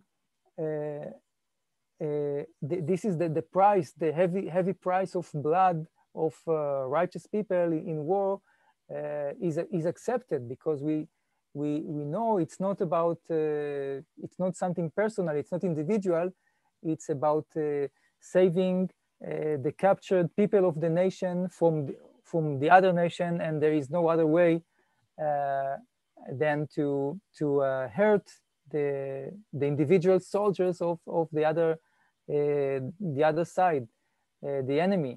And that is why it becomes justified. And otherwise, you know, if we try to think how to avoid that, we can get in trouble in a much more difficult situation where many people are taken captured and they suffer and die in the capture. So we see all those concerns about the meaning of war. It's just raised up here, and Avraham has to deal with that.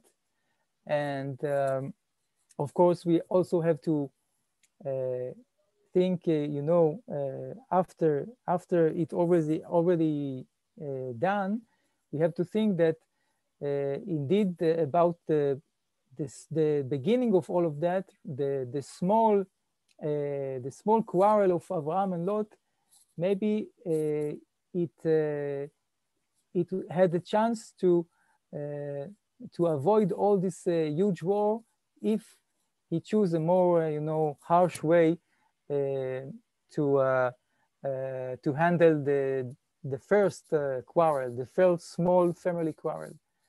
So this is one aspect, and the other aspect is the aspect of morality of killing soldiers in the state of war. So that's a lot of things that we think, you know, we have to take into account along all history, and even in our very days, we fight terrorists, and we find some challenges and moral challenges, how to, you know, how to save like civilians and non-armed civilians, and how to just try to fight the terrorists, and it's not easy. And we see that this conflict starts here in this war of Avraham.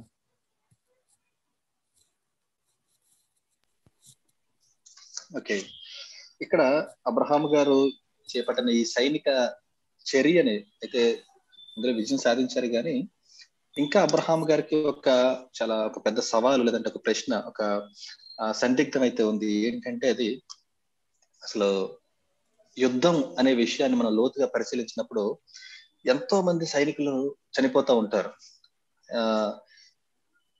మన సైన్యంలో శత్రువుల ఆ గుంపులో ఉన్నటువంటి సైనికుల్లో కొంతమంది మంచివారు ఉండొచ్చు, చెడ్డవారు ఉండొచ్చు. ఎవరు ఏంటి అనేది మనకి తెలియదు. కానీ ఒక సైనికునిగా తను చేయాల్సిన బాధ్యతను చేపట్టడానికి ఒక సైనికుడిగా ఆ యుద్ధంలో పార్టిసిపేట్ చేస్తూ ఉంటాడు. సో అవతల సైన్యంలో ఉన్న వ్యక్తి మంచివాడ చెడ్డవాడ, ఎవరిని చంపుతున్నావు ఏంటి అనేది అక్కడ తెలియదు. సో మంచివారు చెడ్డవారితో పాటు మంచి సైనికులు కూడా ఉండొచ్చు పొరుగు దేశ సైన్యంలో. సో కానీ యుద్ధంలో భాగంగా వాళ్ళని చంపాల్సి వస్తుంది అనమాట. అయితే ఒక నీతియుక్తమైన లేదంటే సమాధాన మార్గంలో వెళ్ళే అబ్రహాం గారు, అప్పటి వరకు మనం ఆయనలో ఉన్న గుణాన్ని మనం హెసెద్ అని చెప్పుకున్నాం, కైండ్నెస్. ఈ విధంగా చూసిన వ్యక్తి ఇప్పుడు యుద్ధం చేయాల్సి వస్తుంది. అయితే దీన్ని ఏ విధంగా మనం అర్థం చేసుకోవాలి, ఎలా ఈ చర్యని మనం అర్థం చేసుకోవాలి, యుద్ధాన్ని ఎలా మనం సమర్థించాలి అనేది చూసినప్పుడు ఇక్కడ ఒక పొరుగు దేశ సైన్యం వచ్చి చెరపట్టుకుని తీసుకుని వెళ్ళిపోతున్నప్పుడు, అనేక మంది ప్రజల్ని, ఆడవారిని, పిల్లల్ని తీసుకుని వెళ్ళిపోతున్నప్పుడు అక్కడ వారు ఎన్నో ఇబ్బందులకి లేదంటే టార్చర్స్ కి గురవుతూ ఉంటారు అనమాట. వారిని ఎన్నో హింసలు పెడతా ఉంటారు అలా చేపట్టి తీసుకుని వెళ్ళిపోయిన వారిని. కాబట్టి వాళ్ళ భవిష్యత్తు ఏమవుతుందో తెలియదు. కొన్ని అంటే ఈ సైనికులు తీసుకుని వెళ్ళే సైనికుల కంటే కూడా ఈ ప్రజల సంఖ్య చాలా ఎక్కువ ఉంటుంది.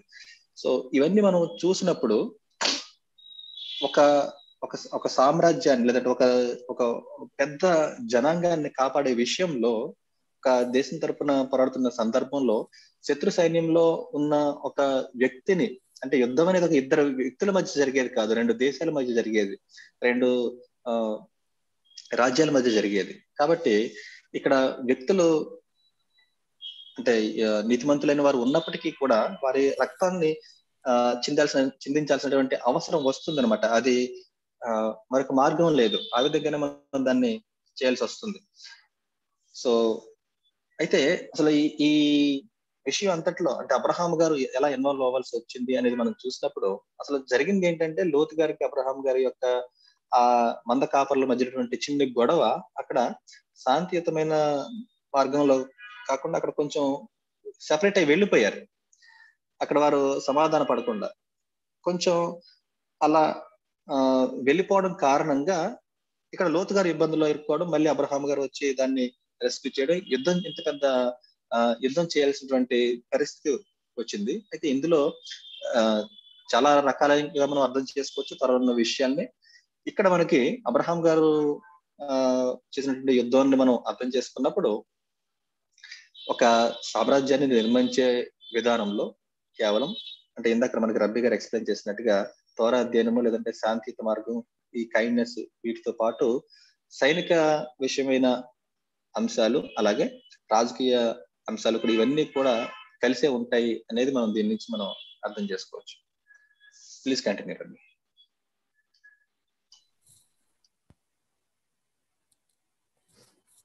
Yes, okay. Well, I think we can try to see if there are still some questions. And if not, just try to conclude.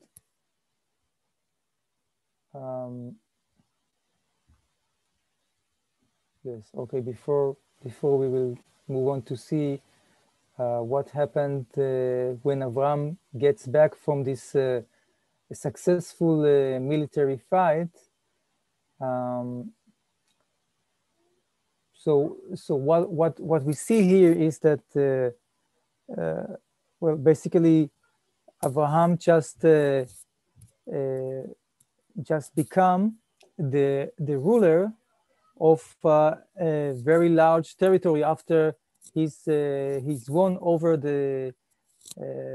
these four kings, because Avram went to this military operation from the territory of the land of Canaan, and he went down to the Jordan Valley, where this area of Sodom and Gomorrah and the northern Jordan Valley.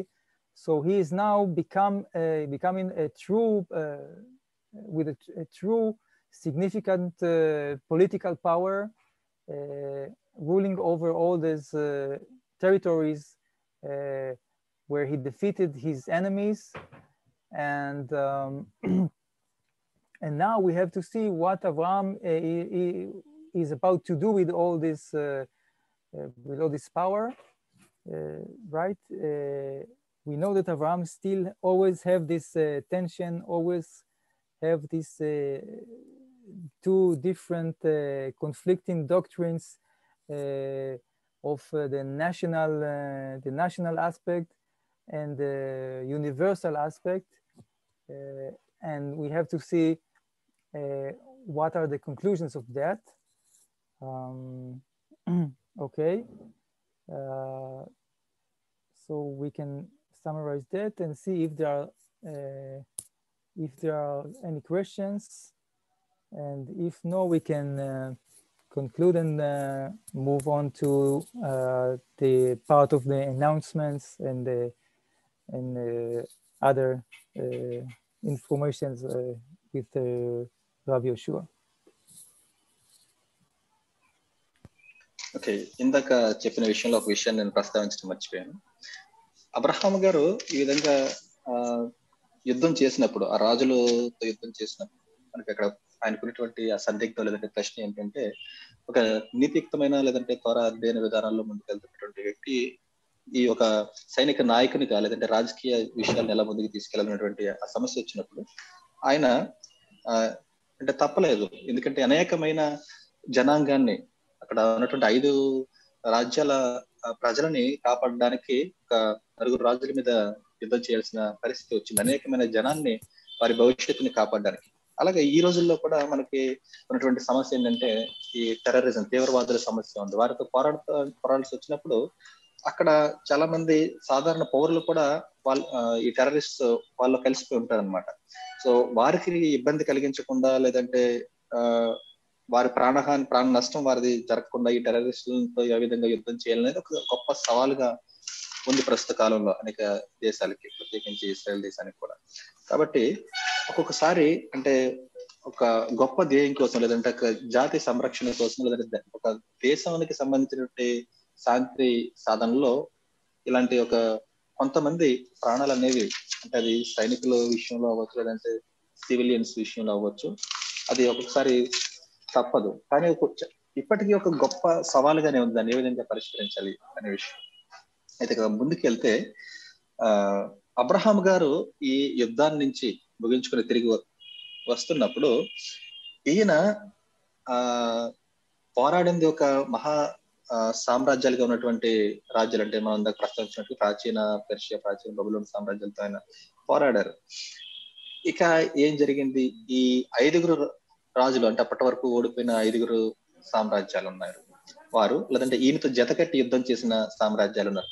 వీళ్ళందరి దృష్టిలో కూడా అంటే అక్కడ యోర్దాను ఆ లోయ నుంచి లేదంటే సొదొమ గొమొర ప్రాంతం, ఈ నివసిస్తున్నటువంటి ఈ కనాను, ఈ హెబ్రోను, ఇలా చాలా టెరిటరీస్ ఆ నాయకులందరితో కూడా ఈయనకి వారందరిలోనూ ఈయన ఒక శక్తివంతమైన ఒక రాజకీయ నాయకునిగా ఎదిగినట్టుగా మనం చూస్తూ ఉంటాం. ఎందుకంటే ఈయన ఆ యుద్ధాన్ని ముందుండి నడిపించడం, అందులో విజయాన్ని సాధించడం ద్వారా ఈయన అప్పటి వరకు ఒక కేవలం ఆయన వరకు, ఆయన కుటుంబం వరకు ఉన్న పరిస్థితి ఇప్పుడు ఒక ఇతర దేశాలకి ఉన్నపాటుగా అది విస్తరించడం, చాలా రాజ్యాలు, చాలా దేశాలు, చుట్టుపక్కల దేశాల మీద ఈయన ఒక శక్తివంతమైన రాజకీయ నాయకునిగా ఈయన ఉండడం అనేది మనం చూస్తాం. సో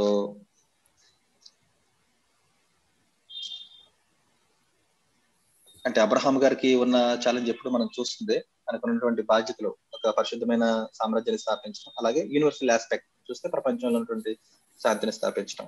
సో దానిలో భాగంగానే ఇవన్నీ కూడా జరుగుతూ వచ్చి మనం అర్థం చేసుకోవాలి. ఇప్పటి వరకు చెప్పిన విషయాల్లో ఏమైనా సందేహాలు ఉంటే అడగండి, రబీ గారు సమాధానాలు చెప్తారు. లేదంటే కనుక మనం ఒకసారి మనం సమ్మరైజ్ చేసుకుని తర్వాత సెషన్కి వెళ్దాం. ఎవరికైనా డౌట్స్ ఉంటే హ్యాండ్ రైజ్ చేయండి, అన్మ్యూట్ చేస్తారు.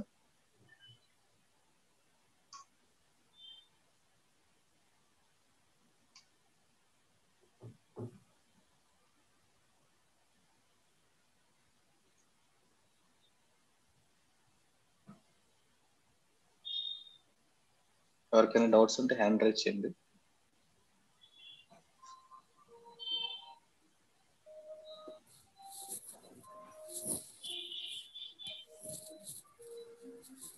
Nobody is raising hand. I think no doubts, we can wind up now. Yes, okay, let me just summarize with one comment before moving to Rav Yoshua.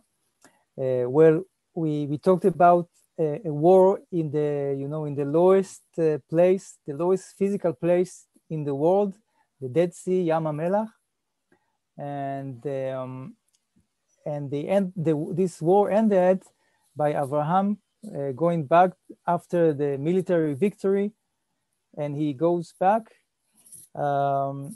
And a question for the next class will be, where is, if anyone has any, since no questions, I will ask, no questions to answer, I will try to ask something. And this is, where is Jerusalem in all of this story? We are talking about the land of Canaan, we talked about Shechem, about Hebron. holy cities. We didn't find any mentioning of Jerusalem, so maybe as a question to next class, where is Jerusalem in all this story, and where do we find it in the Torah, in the Bible? And we will try to elaborate about that in the next class.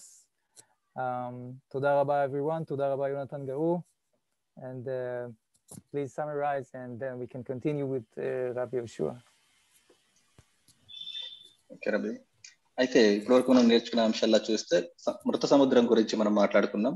ఇది ప్రపంచంలోనే అత్యంత సముద్ర మట్టానికి చాలా లోతులో ఉన్న ప్రాంతంగా చూసాం యామ్ హామెలర్ అనేది.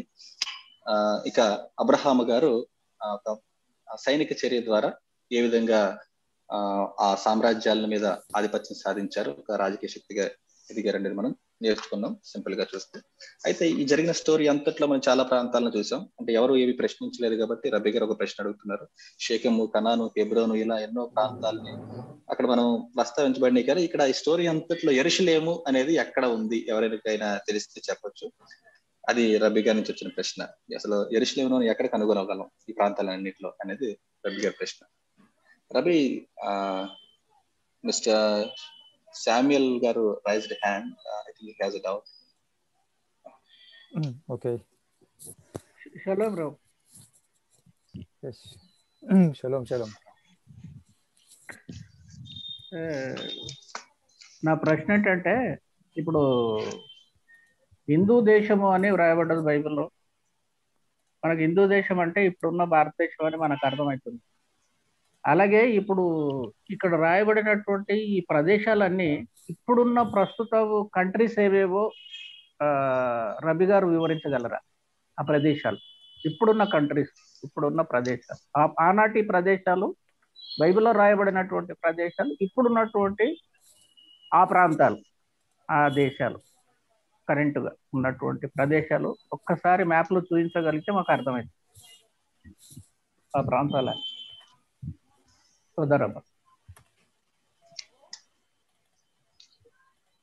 Rabi, Mr. Samuel Garu is asking that we can identify Hodu as India, and so many names of places are given here, like Canaan, Sodom, Gomorrah, and all this Jordan Valley. So where can we locate geographically now? What are the geographical location of those places? He's asking. He wants to know. Are there any new names, or whether the geographical location is changed? He wants to know those things. Sure, we can take a look at the modern map of our days, right? But basically, it's the places. It's like, sometimes we learn Torah, it's obvious when we say Persia, Babylon, but the modern countries that we are talking about are Iran, or the Persian Gulf. Actually, it's the same place. The Persian Gulf, it's where Iran, the modern Iraq, and if you go north, according to this route they went, you get to Syria, the modern Arab country of Syria, and then back south to Jordan and Israel. That's about it. And Egypt is the same. It's the same place. So as for the northern part is Iran and Iraq. All the Arab countries that are in this place.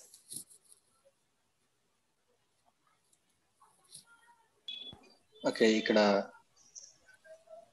మీరు అడిగిన ప్రశ్నకి సమాధానంగా రబీ గారు చెప్పేది ఏంటంటే, అంటే ఆ ప్రాచీనమైన పెర్షియా సామ్రాజ్యం లేదంటే బబులోన్ సామ్రాజ్యాలు అనేవి ఈ పెసిఫిక్ గల్ఫ్ కి అనుకున్నట్టు ఇరాన్, ఇరాక్ ప్రాంతాలకు ప్రస్తుతం మనం మోడర్న్ మ్యాప్ లో దాన్ని గుర్తించవచ్చు. అంటే ఈ అరబ్ ప్రాంతమైన నార్త్ లో ఉన్నటువంటి అరబ్ ప్రాంతమైన సిరియాగా గుర్తించవచ్చు.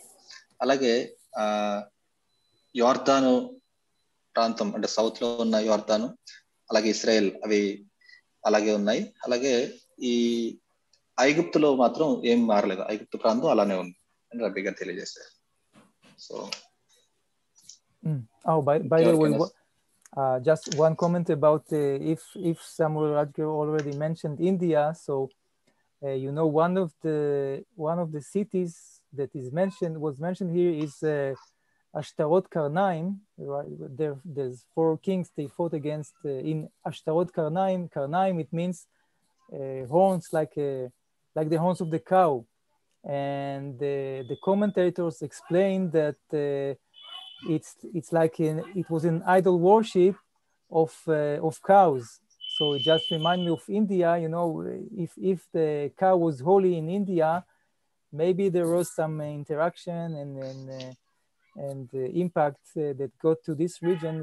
It's not too far. You know, Iran, Iraq, Persian Gulf, and India is not too far. And in this place there was like an idol worship of Ashtarot Karnaim. It's Ashtarot of the horns. That's the literally translation of it.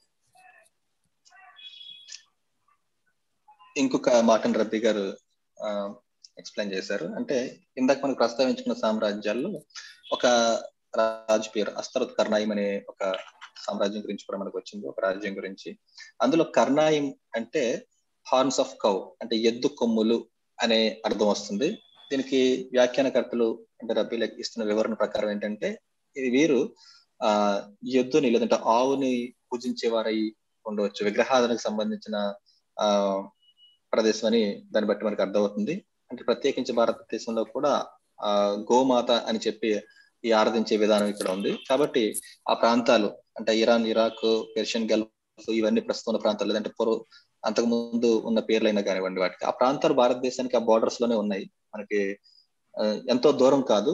So దీనికి ఈ విగ్రహాల ద్వారా సంబంధం ఉండి ఉండొచ్చు అనేది కూడా మనం దీని నుంచి మనం గ్రహించవచ్చు. రబ్బీ గారు తెలియజేస్తున్నారు. Please continue.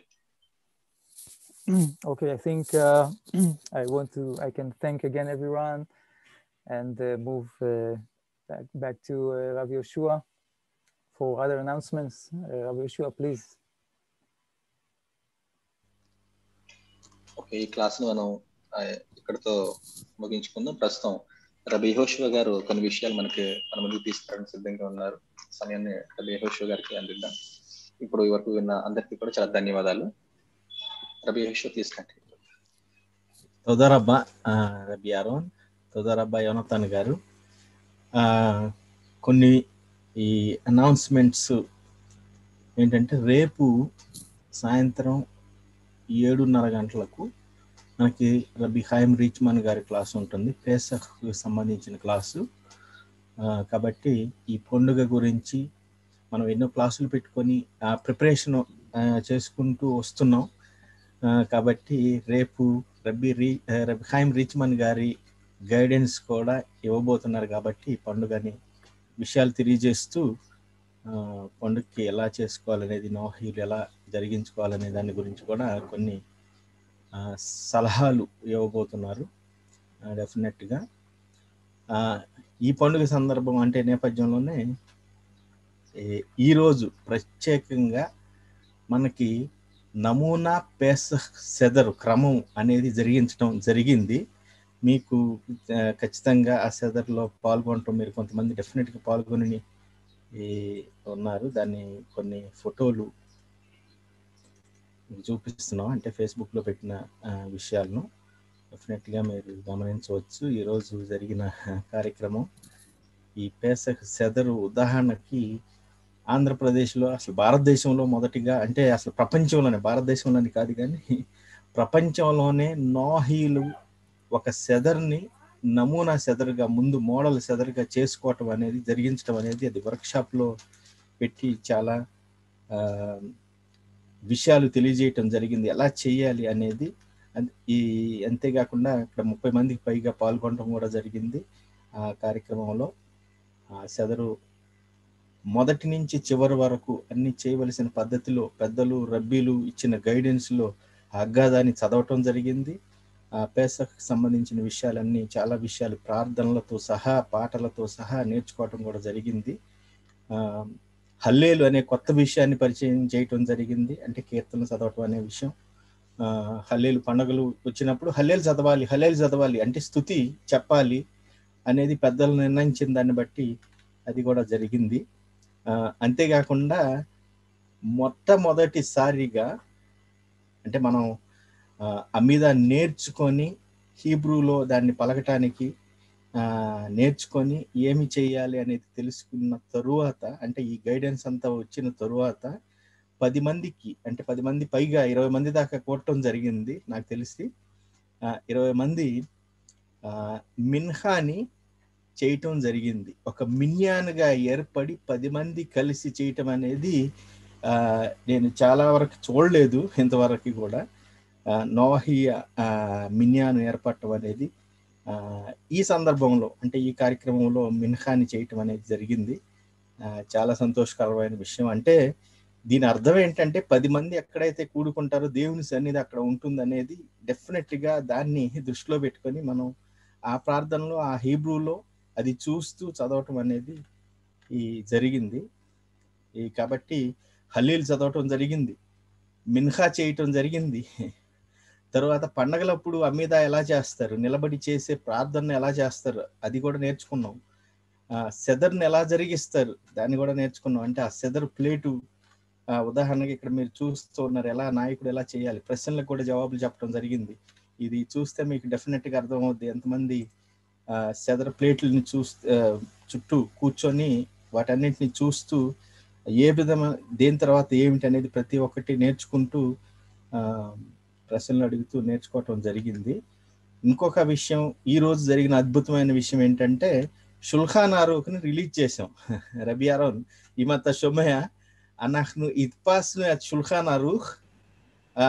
אם אתה רואה את זה, היום יעקב גר הביא את השולחן ערוך מהבית דפוס, וגם חילקו את זה, כיוון שעשינו את סדר פסח, מורל סדר פסח לדוגמה. אז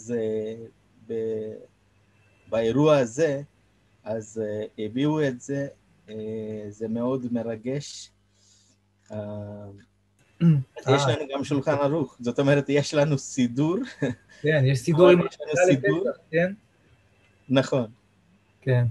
יש לנו סידור ויש לנו את השולחן ערוך, רק עוד קצת ללמוד וזהו, אז אנחנו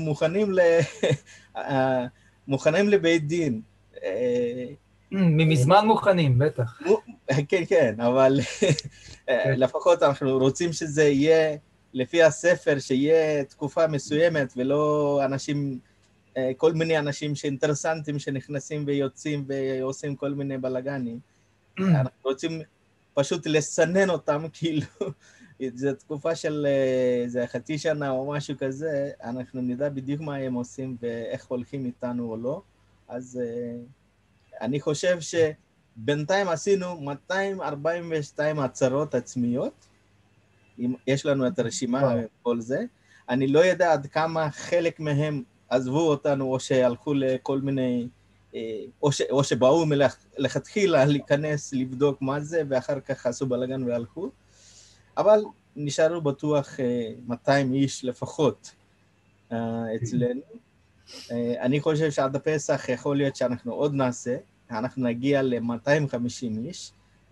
రబీ గారికి నేను చెప్పే విషయాలు ఏంటంటే, ఇప్పుడు వరకు చేసిన సెల్ఫ్ డిక్లరేషన్స్ మనం తాత్కాలిక నోహి స్వీయ ప్రకటనలు దాదాపుగా లిస్టు ప్రకారం అయితే 242 మందికి జరిగించాము. ఇంకా ఈ పేసక లోపల 250 వరకు రావాలనేది మా టార్గెట్ గోల్. అయితే అంతేకాకుండా షుల్ఖాన్ ఆరూఖ్ అనే ప్రత్యేకమైన, అంటే నోహిల్ ప్రతి ఒక్కరు, ప్రపంచంలోని ప్రతి ఒక్క వ్యక్తి నడుచుకోవలసిన విధానాన్ని పెద్దలు తోరా ప్రకారం దాన్ని రూపొందించి రబీ ఊరి షేర్కి గారు ఈ షుల్ఖాన్ ఆరూఖ్ అనే, షుల్ఖాన్ ఆరూఖ్ అంటే అది ఒక, దాని అర్థం ఏంటంటే జనరల్గా చెప్పాలంటే షుల్ఖాన్ అంటే టేబుల్, ఆరూఖ్ అంటే సిద్ధపరచబడిన టేబుల్, బల్ల. సిద్ధపరచబడిన బల్ల అంటే ప్రతి విషయం నీకు ఏది కావాలన్నా ఆ టేబుల్ మీద ఆ పుస్తకంలో నువ్వు చూసి నేర్చుకొని దాని ప్రకారం చేయటానికి వీలవుతుంది అనమాట. ఎలా నడుచుకోవాలి, ఒక మంచి మనిషిగా తోరా ప్రకారం, ఒక నీతిమంతునిగా, ఒక నోవహీనుగా నువ్వు ఎలా నడుచుకోవాలి అనేది అది రుజువులతో సహా 500 రుజువులు తోరాలో, తనాఖ్లో, తరువాత ఈ తల్మూడ్లో పెద్దలు చెప్పిన విషయాల మీద ఆధారపడి, రబ్బీ గారి సాంప్రదాయాల ప్రకారం, మోషే గారి దగ్గర నుంచి వస్తున్న సాంప్రదాయాల మీద ఆధారపడి, ప్రతి విషయం ఆధారపడి దాన్ని రూపొందించడం జరిగింది. కాబట్టి అది Israel rabbinate, Israel government, Israel prime minister చేతిలో కూడా మన షుల్హన్ అరూఖ్ మీరు చూశారు ఇంతకుముందు. అది కూడా నేను పెట్టడానికి ప్రయత్నం చేస్తాను. కాబట్టి ఇదే షుల్హన్ అరూఖ్, ఇది మనం ప్రత్యేకంగా చేసింది ఏంటంటే హీబ్రూ ఇంగ్లీషు కలిపి ప్రింట్ చేయటం జరిగింది. కాబట్టి అది కూడా ఈరోజు రిలీజ్ అయింది. ఈ బెరిత్ షలోమ్ అని దీన్ని పిలవటం జరుగుతుంది. ప్రాక్టికల్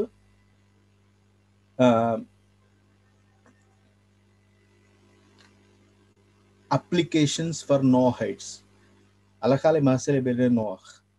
అంతేకాకుండా హగ్గదా అంటే పేసఖ్లో చదవవలసిన విషయాన్ని 27వ తారీఖు సాయంత్రం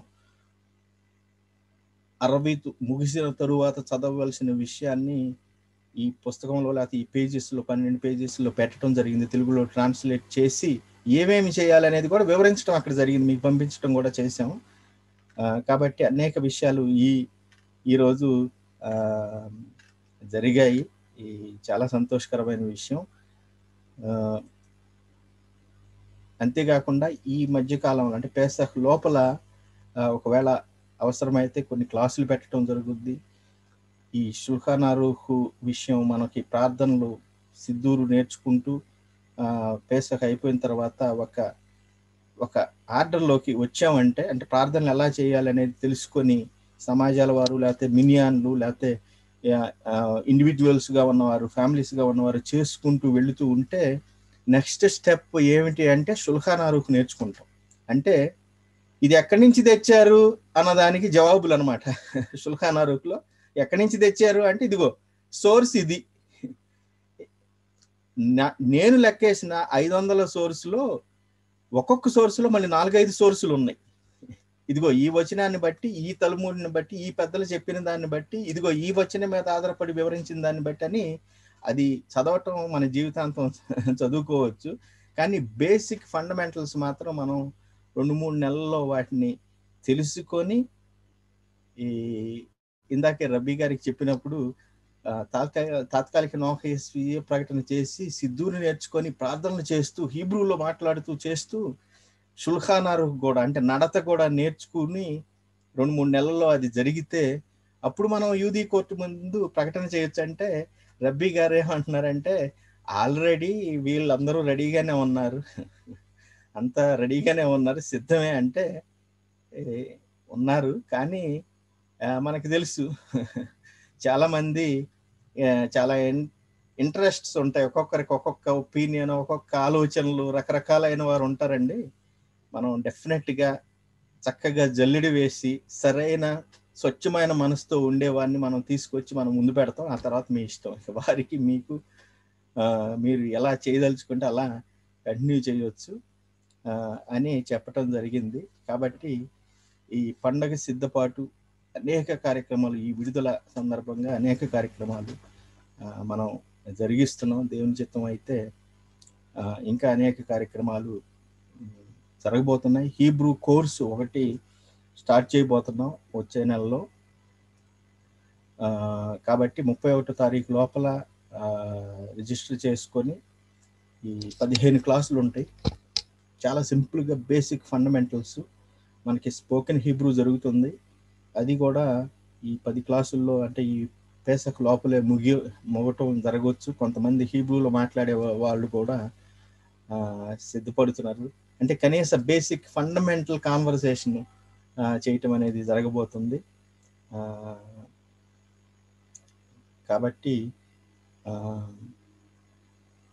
మీకు ఒకవేళ ఏమైనా ఇంకా ఇది చేయాలి, అది చేయాలి, లేకపోతే ఇది ఈ విషయాలు మాకు తెలియజేయండి అనే విషయాలు ఏమైనా ఉంటే డెఫినెట్గా మీరు మాతో పంచుకోవచ్చు. వాటిని మేము సిద్ధపరచడానికి చాలా సిద్ధంగా ఉన్నాం. సమాజాలు MOU చేసి సమాజాలుగా ఉన్నవాన్ని ముందుకు తీసుకెళ్ళటానికి, బలపరచడానికి ఈ కార్యక్రమాలు కూడా చేపట్టబోతున్నాం.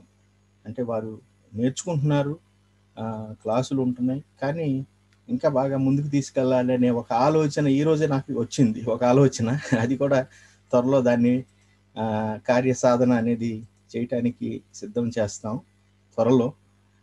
కాబట్టి ఎందుకంటే అది ఈరోజు చూసిన తర్వాత వాళ్ళు మినియాన్ చేసి ప్రార్థన చేస్తున్నప్పుడు హీబ్రూలో అది చూసిన తర్వాత నాకు అప్పుడు అనిపించింది కొన్ని ఆలోచనలు, ఆ ప్రార్థన వల్ల కలిగిన ఆలోచనల్ని కార్యసాధనలో పెట్టడానికి ప్రయత్నం చేస్తున్నాం. చేద్దాం, దేవుని చిత్తం అయితే అది డెఫినెట్గా. మీకు ఏమైనా ప్రశ్నలు ఈ విషయాల్లో, ఇప్పుడు చెప్పిన విషయాల్లో మీకు ఏమైనా డౌట్స్, ఎవరికైనా పేసక్ విషయాలు ఇంకా తెలియజేయాలి, ఇబ్బందుల్లో అంటే ఆ పండగ చేసుకోవడానికి మాకు అసలు కుదరట్లేదండి, ఇలా చేస్తే ఏం చేయమంటారు, ఈ పరిస్థితులు ఏం చేయమంటారు అనే విషయాలు, ప్రతి విషయాన్ని మీరు తీసుకొచ్చి అడిగితే రబ్బీల ద్వారా గైడెన్స్ అనేది ఇవ్వడానికి మేము ప్రయత్నం చేస్తాం. ప్రశ్నలు ఏమైనా ఉంటే అడగండి, లేకపోతే మనం ముగించుకోవచ్చు.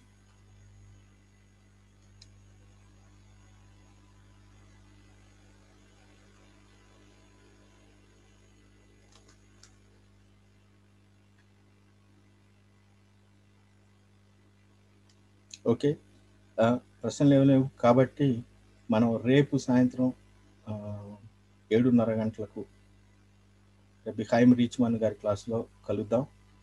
అందరికీ, ఈరోజు పాల్గొన్న వారందరికీ, ఈ జూమ్ లైవ్లో పాల్గొన్న వారందరికీ, అంతేకాకుండా విజయవాడ వచ్చి ఆ విషయాలన్నీ తెలుసుకొని నేర్చుకొని ఆనందించి వారు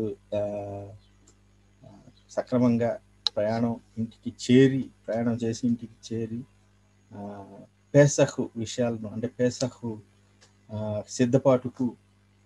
సిద్ధపడతారని, కార్యక్రమాలను జరిగిస్తారని, అంతేకాకుండా ఈ క్లాసుల విషయంలో కూడా ఇంకొక విషయం, స్పోకెన్ హీబ్రూ కానివ్వండి, లేకపోతే బేసిక్ హీబ్రూ కానివ్వండి, రేపు మనకి క్లాసులు ఉంటాయి. ఈరోజు అనేక కార్యక్రమాలు ఉండటం వల్ల దాన్ని మనం పెట్టుకోలేదు, కానీ రేపు డెఫినెట్గా 1-2 క్లాసులు పెట్టడానికి కూడా ప్రయత్నం చేస్తాం. పేసక్ లోపల ఈ కార్యక్రమాలన్నీ అయిపోవటం, మళ్ళీ కొత్తగా పేసక్ అవగానే 6వ తారీఖు నుంచి మళ్ళీ కొత్త బ్యాచ్తో కొత్త విషయాలతో ముందుకు వెళ్ళటం అనేది జరుగుతుంది.